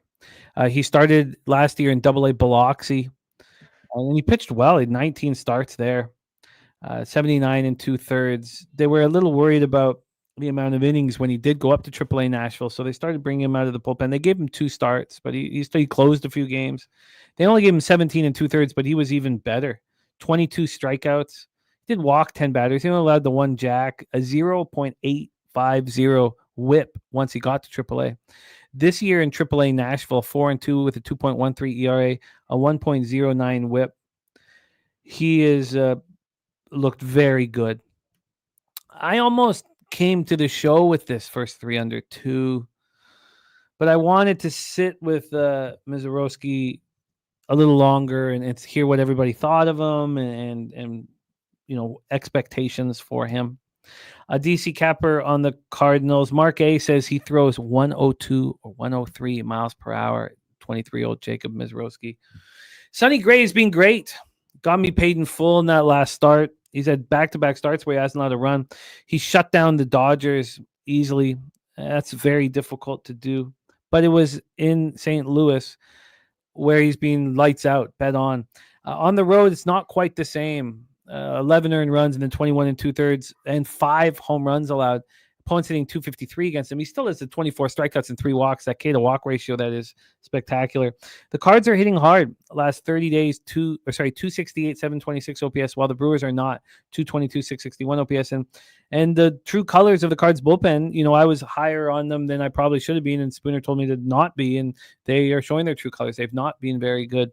Brewers bullpen 4.08 ERA, 1.30 whip as well. Jermaine says Jacob touched 103 in the 6th inning. No other pitcher went that long and put 103 on the radar. Ronnie Crawford says, saw this guy AA Biloxi. He ain't lying. We clocked him on our scoreboard 103 and over 100 consistently versus AA Miami. And Fernando Mendoza has heard enough. He's on the Brew Crew plus 1.5. So a very, very interesting pitching situation here. Let's take a look at the weather-wise here at we don't care. Sorry, of course, Milwaukee will have, it's not even that hot, but the roof will be up. So let's get into the line history here. Line history-wise, and good thing there was no live bet made.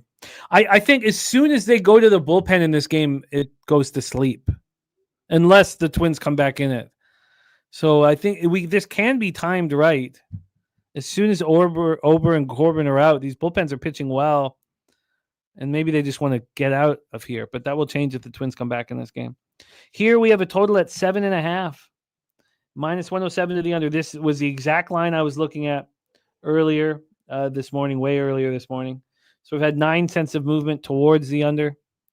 On the money line here, we have a plus 126. The Brewers opened up at plus 111. So we've had 14 cents of movement towards the Cardinals. And then cash flow wise here, we have 54% of the tickets, 52% of the cash on the Cardinals. And we have 72% of tickets, 93% cash on the under. Here we go, Mr. Spooner. Very interesting pitching matchup. What are your thoughts on this one? Oh, you're muted, my man. This Mizorowski kid is obviously a top prospect. Everybody's drooling over the 103-mile-an-hour fastball. He doesn't consistently throw that. He sits 96 to 99 with most of his pitches, but he has the ability to throw it that fast. He's a 3-pitch guy. He only has that fastball, a slider, and a curve. He was asked to develop a fourth pitch in the minors, which was a changeup, and he's not able to control that at all. He struggles controlling his fastball, his fastest pitch, best pitch, and if you look at it, his slider plays more like a two-seam fastball. It's a pitch-to-contact slider at this point in the minors, and if minor leaguers are able to hit it, I think the major leaguers are really going to be able to hit it.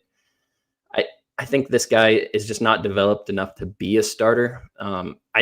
Realistically, there's no spot for him in this rotation right now.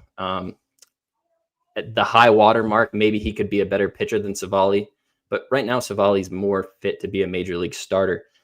And you put all this together, Mizorowski is going to be a bullpen guy. You think of some of the great pitchers of all time. Mariano Rivera started as a starter. It failed. It's okay. If you have one really good pitch and a couple other pitches, they just put you in the bullpen, and this is what's going to happen to him. I think this is just going to be a start to prove to him that, hey, we see what you're doing in AAA. We have a spot right here where you're available to start, but you're going to come up, you're going to get shelled versus the Cardinals team, and you're going to understand why we're putting you in the bullpen, and it's going to make more sense to him, hopefully. I'm on the Cardinals. I bet it last night at -128. That number was gone when I woke up this morning, so I tweeted out the best number, and it was -132. It's gone up a little bit, and this is with a 50-50 split on the money. This is one of those situations like, if you ever watched Family Guy, that episode where Peter's looking at a boat, he really wants a boat, and he's on a game show, and he has a chance between a mystery box and a boat, and he ends up taking the mystery box because a boat could even be in the mystery box. We have Sonny Gray, who is a really good starter. We know that. He's proven it time and time again this season. And we have a kid that people are just drooling over that 103-mile-an-hour fastball. They're not looking under the statistics. If you look at scouting reports from 3-4 years ago on this kid, a lot of them thought that he was going to be a bullpen piece. That changeup is non-existent. He can't throw it. It won't be here in this game. And that slider is just, I think it's going to get hit. So that means that fastball and the curve have to do all the heavy lifting. No two-pitch pitcher can be successful. That's why I always like to try to find spots to fade Ben Brown. And this is a good spot to fade Mizorowski, in my opinion. That's a fascinating breakdown. I love to hear it, man. Mr. Bouquet, what do you think of this spot? Great breakdown, Spoons. I lean Cardinals as well. The line kind of, again, just exploding towards the Cardinals. Maybe I'll bet on Mizorowski another game here, but it just won't be this one. So I stayed off. But it's Cardinals or nothing. I agree with you, Spoons. If you're a pitcher prop kind of guy, I could see a walk prop for Mizorowski being a really live bet today. I think he's going to struggle with that control. Milwaukee, the roof's going to be open today. It's just not conducive for a young pitcher to have a really good start. The opening line made me so uncomfortable. I don't know why. Maybe it didn't need to. I was shocked at how low it was as well. That's why I was like, oh, maybe this is a Brewers spot. But then it keeps going up and up and up. I'm like, okay, maybe not. I wish it opened up at -137. I mean, it's only moved 14 cents. I'm happy that we talked this out here. But I don't know. Maybe the move is to bet the over, because we have, all this money here on the under. Let's go over it again. We have 72% of tickets, 93% cash on the under. People see Sonny Gray's last two starts and what he's done this year, but he's not been doing it on the road. And then if the kid, I mean, it's one thing to intimidate, people in AAA with your triple digits, but it's different when you see the big leaguers up here. Didn't mention this guy is 6'7", so this is kind of like an Alroyditz Chapman kind of build up there on the mound. That extension coming at you, that fastball is probably going to play in the majors. I just question how much he can control it, spot his pitches. He's been pitching really well at the AAA level. Didn't really give him his flowers there, but I don't see this as a spot where he can be successful, in my opinion. Just go back to this total in this one. So we have the 7.5 that's not been moving. I guess that's not true. 9 cents of movement towards the under. I'm interested in it. I'm interested in the over. I'm going to have to spend a little bit more time on it, but I think we get there. All right. Let's roll on to our next spot on the board. Jose will be actually, you know what? We should let Spooner hit lead off his Cubbies here in play. Pirates, Chicago Cubs, or Wrigley Field in Chicago, Illinois. Let's get into the weather here because it's fascinating. Had all these games where the weather is so offensive. Not the case in Chicago at Wrigley today. 68 Fahrenheit, feels like 66. The issue is it's 8 miles per hour in and stays that way. It drops down to 7.2 after a couple hours. AM says cold temps for overs. Yeah, it's but I mean the roof's closed. So I don't. I mean, do you think they're going to open the roof, Spooner, in Milwaukee? Yes, it is. I mentioned that. It has been open the last few games. I believe it. I expect it to be open today. Ballpark Pal as well. When I read their stadium reports for the day, predicted it to be open. Okay, and the effect of the wind. I know that's part here, but I mean, it's not like a fully open. The wind is blocked. We talk about the different AAA stadiums and Major League stadiums. It's less receptive than stadiums like Steinbrenner and Wrigley for sure. I think it is towards the bottom. I don't have that number pulled up right in front of me right now. But it does become more offensive, in my opinion, when that roof is open. And it's kind of one of those Toronto things because they only open it when it's really nice or when it's conducive to just like a good day for everybody in the ballpark. 7.5 is just so low. So again, with American Family Field, I didn't go over enough. Plus 6% homers, but minus 11 doubles and triples, minus 11 singles. I mean, if you square up on a 102, it's going to go pretty far. He's got one start I was looking at where he gave up a few walks in the minors, and in that game he gave up 2 home runs. I'm just looking at that start and just picturing that's what's going to happen here today versus the Cardinals' seasoned bats. Fascinating. Let's roll on Pirates, Cubs, Wrigley Field in Chicago, Illinois. It's when I'm on ESPN and I go into Andrew Heaney's statistical splits and stuff like that, it automatically goes to the speech he gave at Skaggs' funeral. And so I need to turn the volume off right away. I don't need to keep going through that story. I'm sorry it's an aside, but it's just some of these. How many times have I gone to Heaney splits and I hear the beginning of his sad. I mean, it's a nice, touching monologue, but I don't need it. 3-4, 3.24 ERA, 1.15 WHIP, 52 strikeouts over 72 and a third.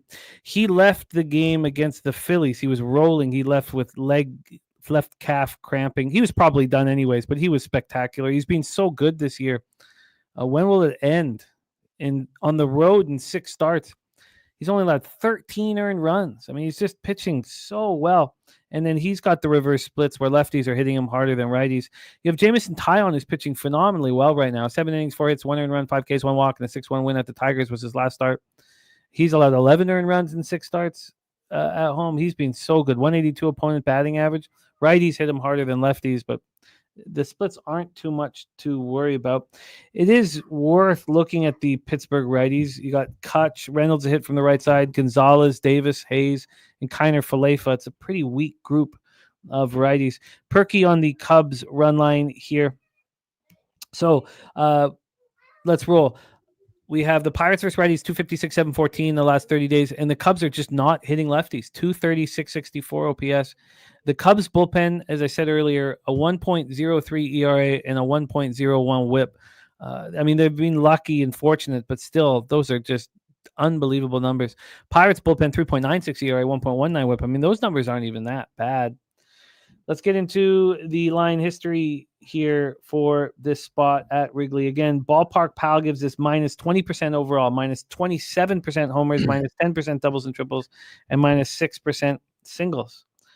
We have the total here at 7.5, minus 117 to the under. It opened up minus 106 to the under. So we've had an 11-cent move towards the under. And then on the money line, we have the Cubbies at minus 193. They opened up at minus 195, so no move there. And then when we get to the cash flow here on the board, we have 87% of the tickets, 83% of the cash on the Cubs with, really no move. I mean, it's a big opening line.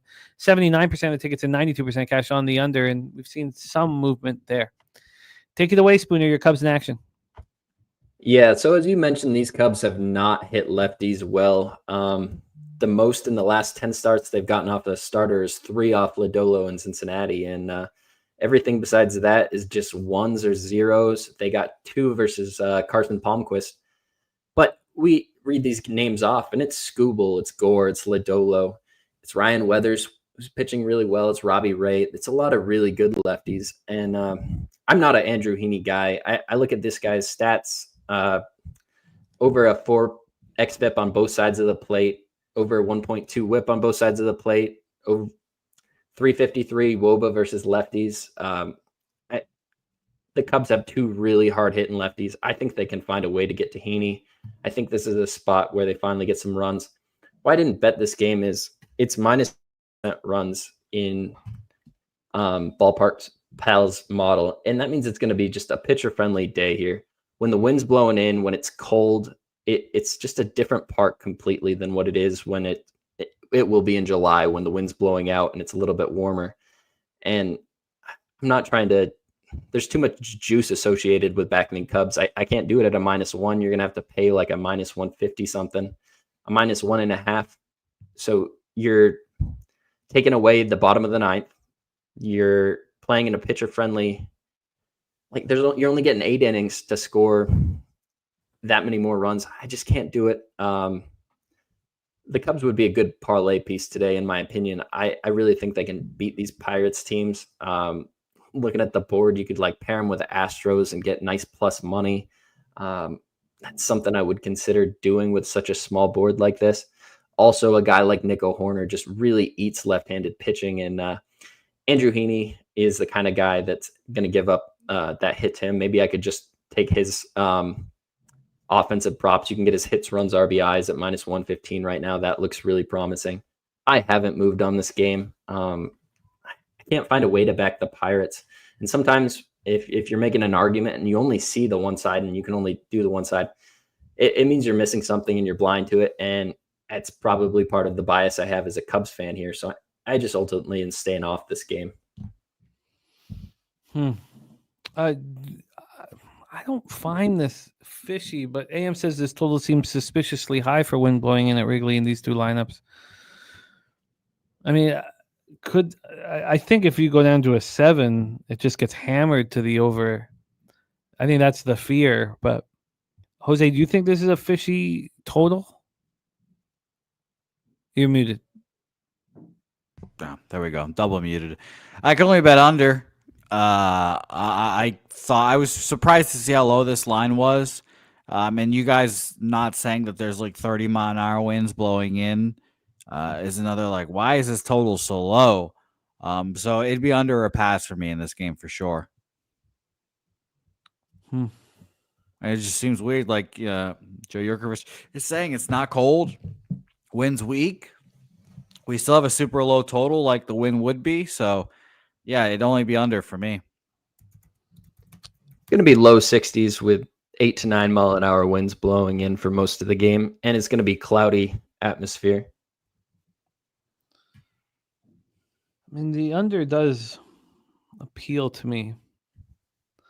I don't know if, it's just been 92% of cash on the under. You'd want to see a 7 at some point. Oh, Jesus. Was that the house that Ella made you? Yeah, it didn't break, though. Fuck. Better not have. Got all this. It's my wife's birthday on Sunday. So I got all these gifts here. Oh, things that the kids have made. Okay, well, I like the under here. I like it. I like what Tyon and Heaney are doing. I don't think the Pirates bats touch Tyon. These are not pedestrian numbers, so that's the only thing that doesn't. The weather fits. The market's moving towards the under, but these are quite good numbers from these pitchers. I mean, Spooner, just touch on this Cubbies bullpen that's just been out of their minds the last 30 days and longer. I mean, is this something that you guys are going to expect? No, I mean, obviously not. These numbers are ludicrous. But do you think you have the best bullpen in the league? I do not think we have the best bullpen in the league. I think we have a middle of the pack kind of bullpen. I think what really is the big change was Daniel Palencia's arm being inserted into the back of this lineup.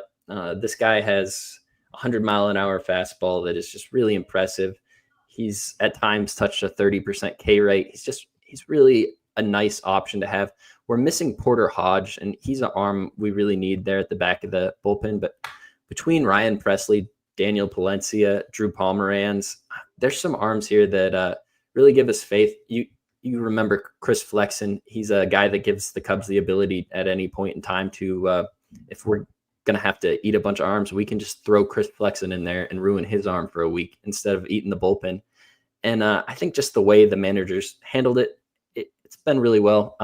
It's exceeded my expectations for them, though. These guys are good pitchers, but they're not the best relievers in the league. And I expect a little regression, but they're all set up, ready to go. Palencia hasn't pitched in 3 days. Everybody had the day off besides Pomeranz yesterday. It's a good spot for the Cubs bullpen. Yeah, I mean, you'd have to build a 2 on the first 3 under, but every important arm went for Pittsburgh yesterday, but they had rest. So I expect everyone to be available except maybe Caleb Ferguson, who's one of their setup men who's pitched 2 of the last 3 days. But being that he only threw 7 pitches yesterday, if they want him out there, I bet you he's available. All right. AM saying that Pirates lineup has a history of getting to Tyon. Tyon's such Pirates have beaten the Cubs 7 of the last 9 meetings here in Wrigley Field. This is just one of those like vividness bias things where I don't trust the Cubs somehow. Tyon's such a hot and cold, streaky pitcher. Okay. I'm interested in the unders. It would be a first 3 in a full game for me. And then the struggles that the Cubs have versus lefties, they will fix at the trade deadline. We know that. We know they're all in. We know they're adding weapons. They're thinking about we need hitters that can beat up left-handed pitching. But right now, it might be a spot where they're somewhat vulnerable. Somewhat. I hate the clickbait articles that get sent out this time of year. All the like player trades, and they'll leave out the part that it's like speculation in your update. You go to look at it. It's so frustrating. Yeah, there's a bunch of trash like that out there.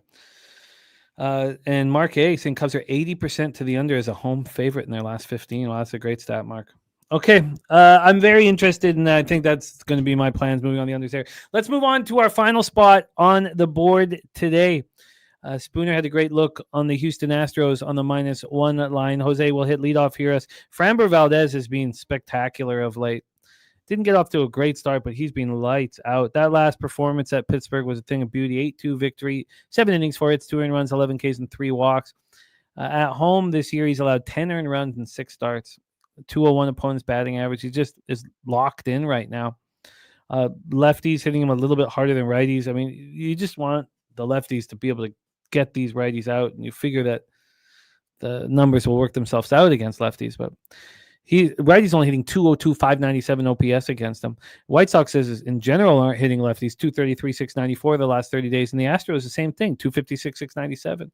Astros bullpen's taken a bit of a step back over the last 30 days, but the White Sox bullpen has taken a step forward, except their whip is pretty high. They have been fortunate here. Justin McKelvey with the walker over 1.5 bases in his pocket in the Cubs Astros money line parlay they just added. Davis Martin on the other side, he's been really good, but he's one of those pitchers who's been so much better at home than on the road. His last start was at home. Another beauty. 6 innings, 5 hits, 2 earned runs, 7 Ks, no walks, and a 7-2 win. 3.62 ERA, 1.21 WHIP. He struggles getting strikeouts. He lives off of soft contact. On the road, he's pitched in 6 games. He started 5. He's allowed 16 earned runs in 33 innings, 5 home runs. He gets when you barrel him, it just goes yard. Opponents hitting 270 against him, and righties hitting hard against him. 288, 792 OPS. Looking at the righties he's going to face, it's going to be 8 righties. Caratini will hit from the right side. That's the expectation if they use Jacob Melton. So Pena, Paredes, Altuve, Diaz, Walker, Caratini, Myers, Smith, and Melton. So here we go. Let's take a look at the line history here for this one and the cash flow, and hand it over to Mr. Bouquet. Line for the total, we have a 7.5 minus 113 to the under. Let's open up minus 101 to the under. We've had 12 cents of movement towards that under. On the money line here for this one, we have the Astros at minus 243. This line moved pretty heavy away from them. So at 9:46 p.m. it comes out minus 245. At 8:45 a.m. this is a minus 211. This the 211. It stayed down there for a while. 10:30 a.m. this was a 211. And then it comes back to the minus 243. So we haven't had movement, but we've seen the movement. And then we haven't had movement from where we're at right now from the opening line, but we've seen movement. And when we get to the cash flow here for our final spot on the board, we have 78% of tickets and 89% of cash on the under. 78% of the tickets on Framber Valdez, but just 26% of the cash on the Houston Astros. Jose, do you have an explanation for all of this?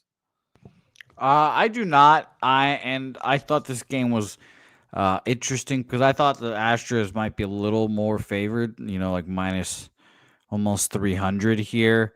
Opened up 230, has gone up to like 255 now at least. But I don't know. I just think the White Sox and Framber Valdez kind of just eat up bad teams here, or I should say the Astros and Framber eat up bad teams. So I found this game to be very confusing. This was one of the game that I spent the least amount of time on because, it was just kind of a weird line, and the market split is interesting. So I stayed off, but I expect Framber Valdez to shove it up the White Sox. So do I. Rob Free, though, says Astros minus 1.5 here. Mr. Morgan Spooner, our final spot on the board. What are your thoughts? Yeah, I really think that Framber is going to pitch pretty well here. If you look at this, his numbers on the season, his worst start came against the Chicago White Sox, and that was on the road. And now he gets a chance to redeem himself versus one of the worst teams in baseball. I think this is a spot where the Astros are just a free money line piece in whatever you'd like to put it in.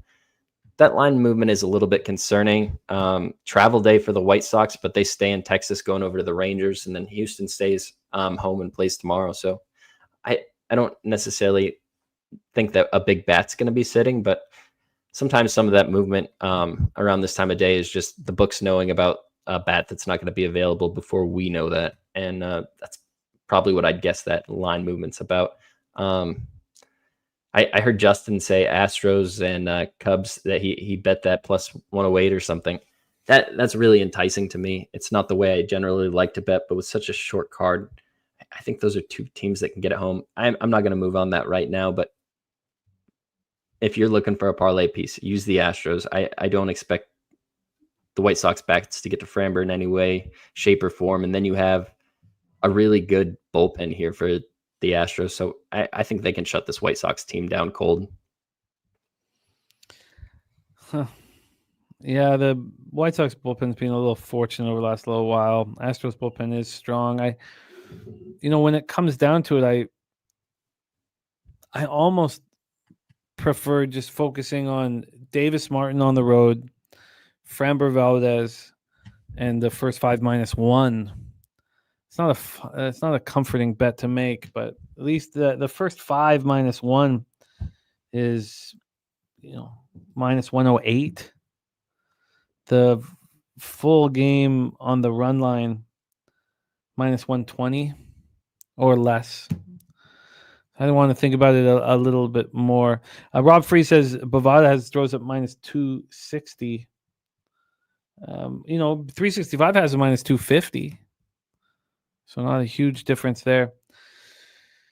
I'd like to, or maybe it's just, it's very expensive, however you look at this. Maybe we could just see what the double result would. I'm sure it's going to be very expensive. Oh my God, it's cheap.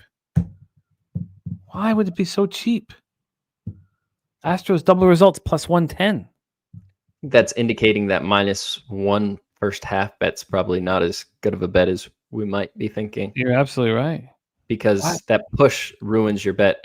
You lose. It's not a money line there. It's a -half in order to get that for the double result. Yeah. Yes. Definitely could be a White Sox plus a half spot for those interested. You know what? This is crazy. This makes no sense. You have a favorite at minus 250. So we have a dog that's plus 205 dog. And the double result for the White Sox, I would think should be plus 400 and higher. It's only plus 300. It's only $1.90 more expensive than the Astros.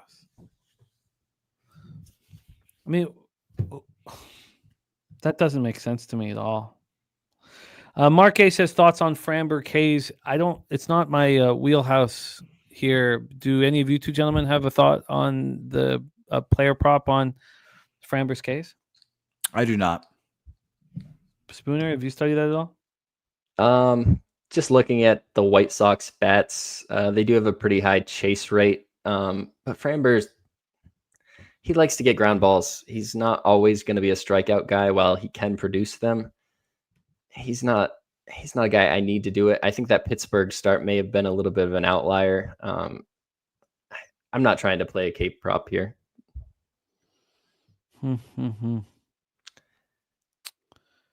AM says rather only trust the Astros bats versus lefties. Yeah, there's not much of a difference between the way the Astros are hitting righties and the way the White Sox are hitting lefties. I think the difference is Framber on the mound. God, the Astros double result at plus 110. Why would the books be offering that? To make you press the button. Let's just compare that, though. So just to another big favorite today, and then that will be my answer. Maybe it's just what it should be at. So we have the Astros at minus 250. The closest comparison is the Cubs at minus 205. And the Tigers at minus 205, and the Giants at minus 210.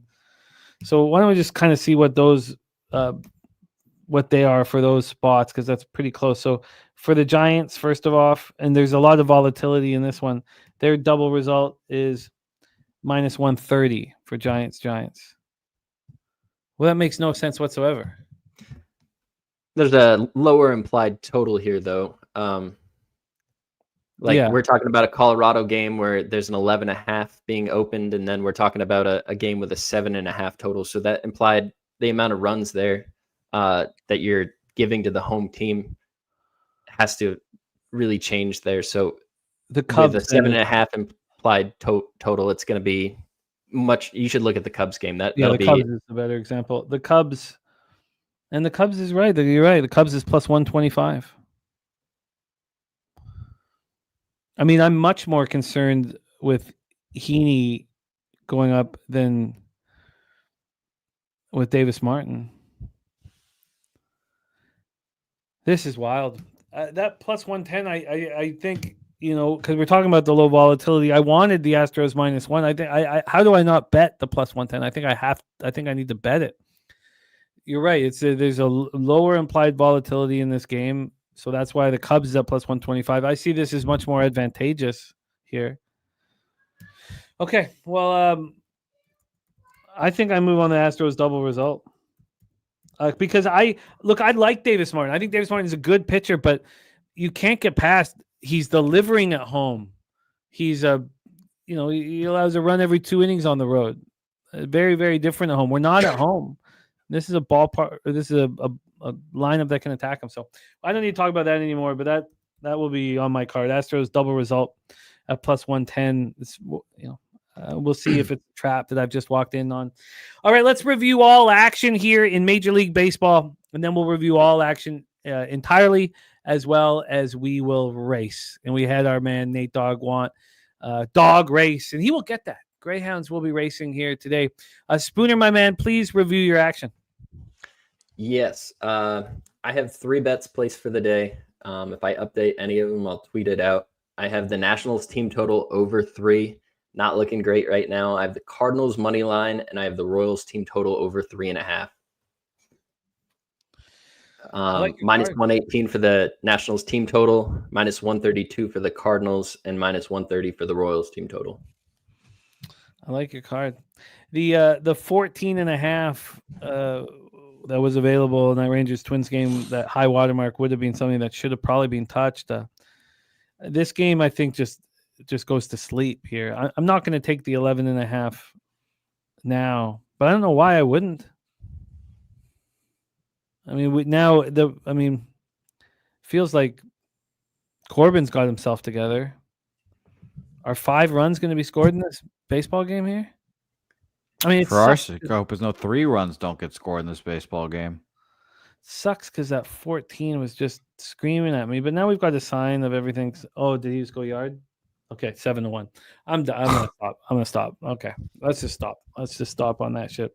Rob Free, we can do more than that. We broke down tonight's game and we talked about all of them, but we will review the breakdowns. And Rob Free, you can just go back and hear the breakdown on the CFL game as well. But we'll go over the action from it. So, Mr. Morgan Spooner, great to rock with you. Thank you for hammering this entire card with us, coming off a sweep yesterday. And I'm looking forward to see you. You dug a bit of a hole here, but it's part of showing a capper's adversity, when they can climb out of it. And we really, really believe in you, man. Please support our guy, Mr. Spooner, on X. He puts all his action out, just selfless capper. Just thinking about the greater good here, and that's us succeeding as a group. He wants us all to beat the books. They've had enough. I'm going to pop Spooner's X handle in the chat. Please support our friend, Mr. Spooner. Morgan, any last words for the cappers supporting the show? No, just want to wish everybody good luck today with their card. Remember, always gamble responsibly. Have a great weekend. I'm going to be doing another show tonight. And then Sunday, me and Wine Time are going to be back having walk-off wagers. And we're having a lot of success over there. I want to keep that rolling. So please tune in if you haven't already. It's been a great show. We hit it a lot like Jimmy does. We look at the game from every perspective that you could want. It's fun, and Wine Time is just such a professional gambler. Great to be on screen with him. Great to share time with him. Just like being with Jimmy. So yeah, please come check that out. And Spooner, where can they find you tonight? I'll be over at the Kyle Kerms Network, The Sauce, breaking down the MLB card about midnight. Go get that cash, Spooner, my man. Thank you so much for rocking with us. Have a great night, guys. There he is, Mr. Morgan Spooner. Let's review action here for the rest of the card. But let's talk MLB. Jose Bouquet, your card. Yeah, only bet that I don't have live right now is the New York Detroit parlay at plus 150. Praying the Nationals can find 3 runs out of their ass here in this 5th inning. And I have the under 9 in the Texas-Minnesota game. So we'll see. Yeah, we shall see. I left that one alone, but I lit my money on fire in this Rangers Twins full game over. I'm going to spend some more time on this first 5 under 3.5 in San Francisco, Colorado. I kind of like it, and I know it's a pretty shady proposition. Bobano gave us the Tigers first 5 minus a half. We have a bunch of cappers on that first 5 minus a half here. We got the skunt play of the day. It's Brewers money line and the Blue Bombers plus 3.5. That parlay is plus 305. Jose also mentioned the Tigers Yankees. Bobano also on the over 8.5 in that one. Rob Freeze got his play today in that one. Goldschmidt over 1.5 bases, and Spooner's on that Royals team total over 3.5. I like the over in this Cardinals Milwaukee game, and I'm going to bet it. Spooner's on the Cardinals minus 132. Then I'm going to double up on these unders first 3 in full game in Pittsburgh, Chicago. And the Astros double result. So The only issue then is, do I move on that first 3 under 3.5 in San Francisco, Colorado, and I'll make that decision as soon as the show ends here. To review our action and other people's action here, other great friends in the chat, we have Kong's Clip, Smash Play of the Week, number 1, Wellmaker, KO 1 or 2, and Malik to win in rounds 1 or 2, and Buckley inside the distance.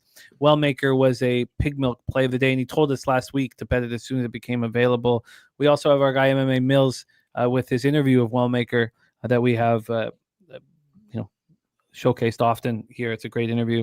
Stacks play today, number 1, Soto over 1.5 bases. Number 2, Witt over 1.5 bases. Billy Friedrich, Pig Milk play today. Anton Lundell for a point at plus 116.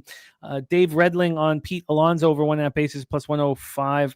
We have BJ on the Panthers money line is best bet here. Oh my God. Wellmaker's minus 2,000 for me. Good Lord. Oh, wow. That's, wow. Jesus. For Gorky, he is on Montreal, Calgary, the BC Lions, and Saskatchewan money lines here. Slatsy is on the Owls minus 115, just like Bobano. Now it's at minus 205 with Drew Brown being out. I've got a huge investment in this Bombers game tonight. I mean, the timing couldn't be worse because it's right when the hockey game is on. So I'm on the unders 24 and 48, and I'm on the Bombers money line and full game plus 2.5. It's very, very frustrating, and I should have had more calm because of my bullishness. I got so many of my friends on this bet, so it's not just me I'm worrying about here, and I hate that feeling. Montreal, Ottawa. If it was Crum at quarterback and not Schultz, I would be interested in the Red Blacks at this number now at 4.5. I don't know if I can get there now. You guys might remember Dustin Crum from Kent State from all of our breakdowns of the MAC. Then we have Bobano on the over 50 in Calgary, Toronto. I'm on Toronto, and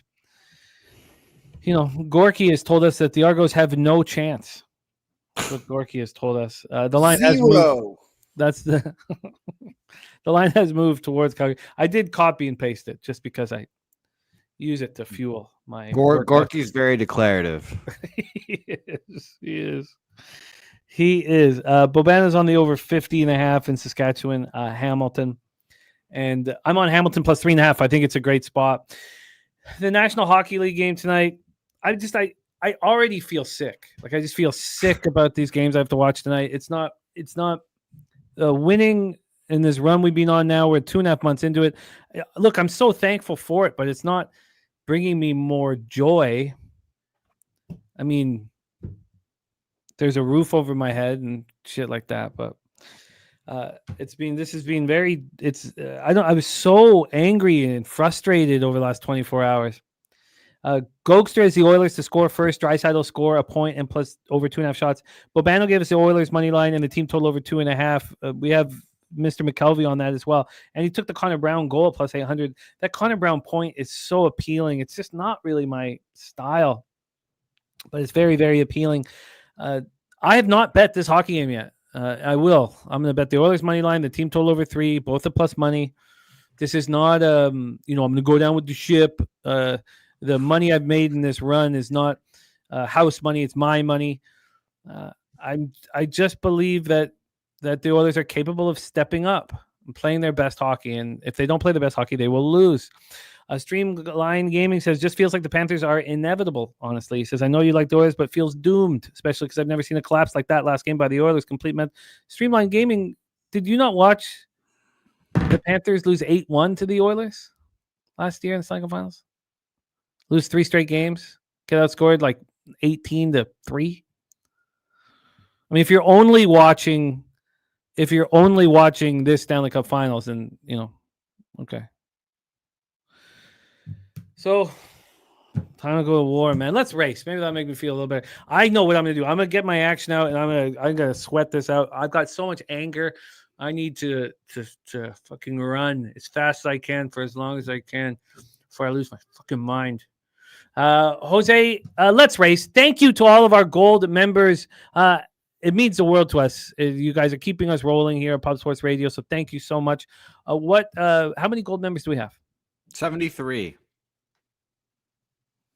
73 gold members. We thank you guys so much. Streamline Gaming says, yeah, and the Panthers didn't react like the Oilers did last night. They aren't anything like each other. I feel you, though. I can tell it hurts. Oh, no, Streamline, there's no hurt. Series not over. No, but there's no hurt. I made $4,000 off the comeback against the Kings, and just that one bet alone came out 4.5 to win. And then I didn't need the hedge because I really believed in the Oilers. And then I cashed at 500 at plus 350. Now I gave, I had 500 on Dallas too, so it took whatever on the conference. So there's no hurt. There's no hurt. I just, I have a lot of friends that have tailed the action, and so it's not just me. But look, it's just my own issues with my own action. It's all good, and I enjoy capping with you, and I enjoy your comments. And I am a frustrated capper, and I shouldn't be. I'm coming off a monster day, coming off a monster week. But it just is what it is, Mr. Bouquet, let's race. Thank you to our 73 gold members. Good luck out there. $50 to add to your bankroll. Let's race, my man. Let's race indeed. The dogs are feeling good today. They're out firing early here. Helga firing to the lead there early. Sharon Pulliam, Jimmy the Bag up there in the mix, as well as Saturated, Sammy Colmer in the Delta in the mix there, as well as Billy Friedrich, MMA Mad Hatter, Jeff Slaughter also fighting in the good fight right now, and Saturated claims the lead halfway through, Jimmy. Let's roll. I am leaning towards betting it. It's a sick game to bet. I'm going to study it here afterward. There goes Gorky. Gorky making a move. Matty Ice up there as well. Bubba Rito up front too. Oh my God. Paul Taylor, the Staler, just hit his nitrous. We got Philly Eagle Flyer up there, and here comes Lil Domo. Shout out to Lil Domo and Chill Will, Uncle Mike. Preston Ecto also making moves. Kongs Clips, Mr. Slaughter up there, and here comes the Eldorado Custodian and Ronnie Crawford. Oh my God, that's today! Oh. It was almost nasty. Oh my God. 2 more seconds. Oh my Lord. Did you hear me? I screamed no. That's how much I want the history of when he got so angry. I can't believe I screamed no. No, you didn't want him to win there. Nate's going to come for you now. Well, look, our friend Justin McKelvey won in the And he said, "Can I borrow $50 from the winner?" You're the winner. I gotta watch that again. That kid. I couldn't even announce. I just screamed no when I watched Nasty Nate coming out. God damn, that was fucked. It feels good to laugh. I've been pretty stressed out. Feels good to laugh, man. Great job. Richly deserved, Justin. You put so much energy into us as a community. I'm glad that you can get that cash here with the victorious Greyhound Race. Greyhound. Yeah, I race. Can't even see the comments. I have to refresh right now. This is ridiculous. It's funny. That was funny. I can't believe that I screamed no. I can't believe I screamed no. That's how much. Voodoo says, Nasty Nate with a great question. Are your jorts your preferred running attire? No, no, they're not my preferred running attire.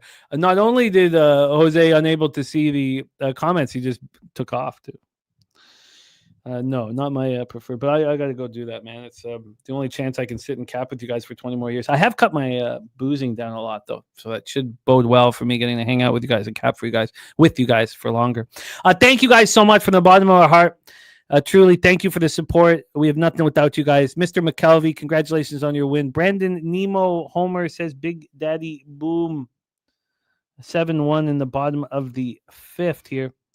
God, I just don't think 5 more runs are going to be scored, but you're not going to get the best bullpen pieces. Always makes me nervous. Mr. McKelvey, Mark A, Voodoo Ranger, Rob Free, Jason Meyer, the El Dorado Custodian. He's on the Yankees full game, Houston full game run line, St. Louis first 5, Edmonton money line. He's putting that together at plus 1.036. Truth Teller, Streamline Gaming, Swaggy, No Legs, Robert McCormick. He cashed our biggest one, $150 winner. AM, the Truth Teller. keep it simple. Yeah, no, I get it. Truth Teller being on the Panthers here. Slow Jams, Arsenal, Chad, Pickard. The first 3 under in the Giants-Rockies game makes me feel sick, but I do kind of like it. It's the one I'm the most questionable about here as we move forward. Thank you guys so much. Nasty Nate, Rem Most, Wrong Crawford has been on Edmonton in the 4th game of playoff series. Edmonton record since 2023 season 10-0. Slow Jams, Arsenal. Thank you, my man. Thank you to all of you guys. Let's go get that cash. We've been really succeeding here, and I believe. No, I'm all good. I'm all good. Big Show. And Slow Jam says laughter is therapy. So I need it. It's. I've been so stressed. I don't know why. It's a different thing than I was going through when I was those 6 weeks of hell before Pubapalooza, which changed everything for me. Shout out to Pubapalooza, the Southtown 101, and our home base in San Antonio, Texas. Thank you guys so much for rocking with us. Good luck with your action. Don't forget, we have some brand new glory on our Pub Sports Radio YouTube page. Of course, the big podcast, the Locker Room Talk podcast in full effect, and you can watch that. But we do have a brand new UFC video here that we're excited about. PFL 2025 World Tournament Semifinal breakdowns. Give it a look. Check it out. They did a great job. And we also have the big fight, Hitchens fight, Kambosos Hitchens fighting boxing this weekend. So check that out as well. So let's roll. Streamline Gaming. I only have one team, man. It's the Canucks. I don't really. I mean, I Raptors and the Blue Jays. Just I live out here now, but I only have one team, man. On Q Peso, look at that! Oh, what a perfect way to end the show. My man Q Peso in the house says Lobagalin will be 7 on July 3rd. Oh, that's what I needed, man. I'm telling you, that is what I needed here. I'm gonna copy and paste that. That's what I needed. I needed an OG like you, Q, to tell us about young Lobagalin. Oh, that's wonderful. I mean, Ella's just a little older. Ella turns 8 on August 18th. So, Q Peso, that means a ton to me. Quentin, much love to you and your family, and that means so much to me. That's so funny. That's so funny. Oh, that's so special, Q. Thank you. That means a lot to me. Good luck, everybody. Let's get that cash. I will get my action out. I will sweat out my anger, and I will start capping tomorrow's card immediately. It's a monster card. It's going to be a long show. And what we need to do is go out there and get paid in full. That's it. That's all. Go out there and get that cash. On behalf of all of us at Pub Sports Radio and Jeff Slaughter, we thank you for watching. Leche. Hey, those bookmakers. Roll that shit, like that shit, smoke it, go get that money. Cream, get the money.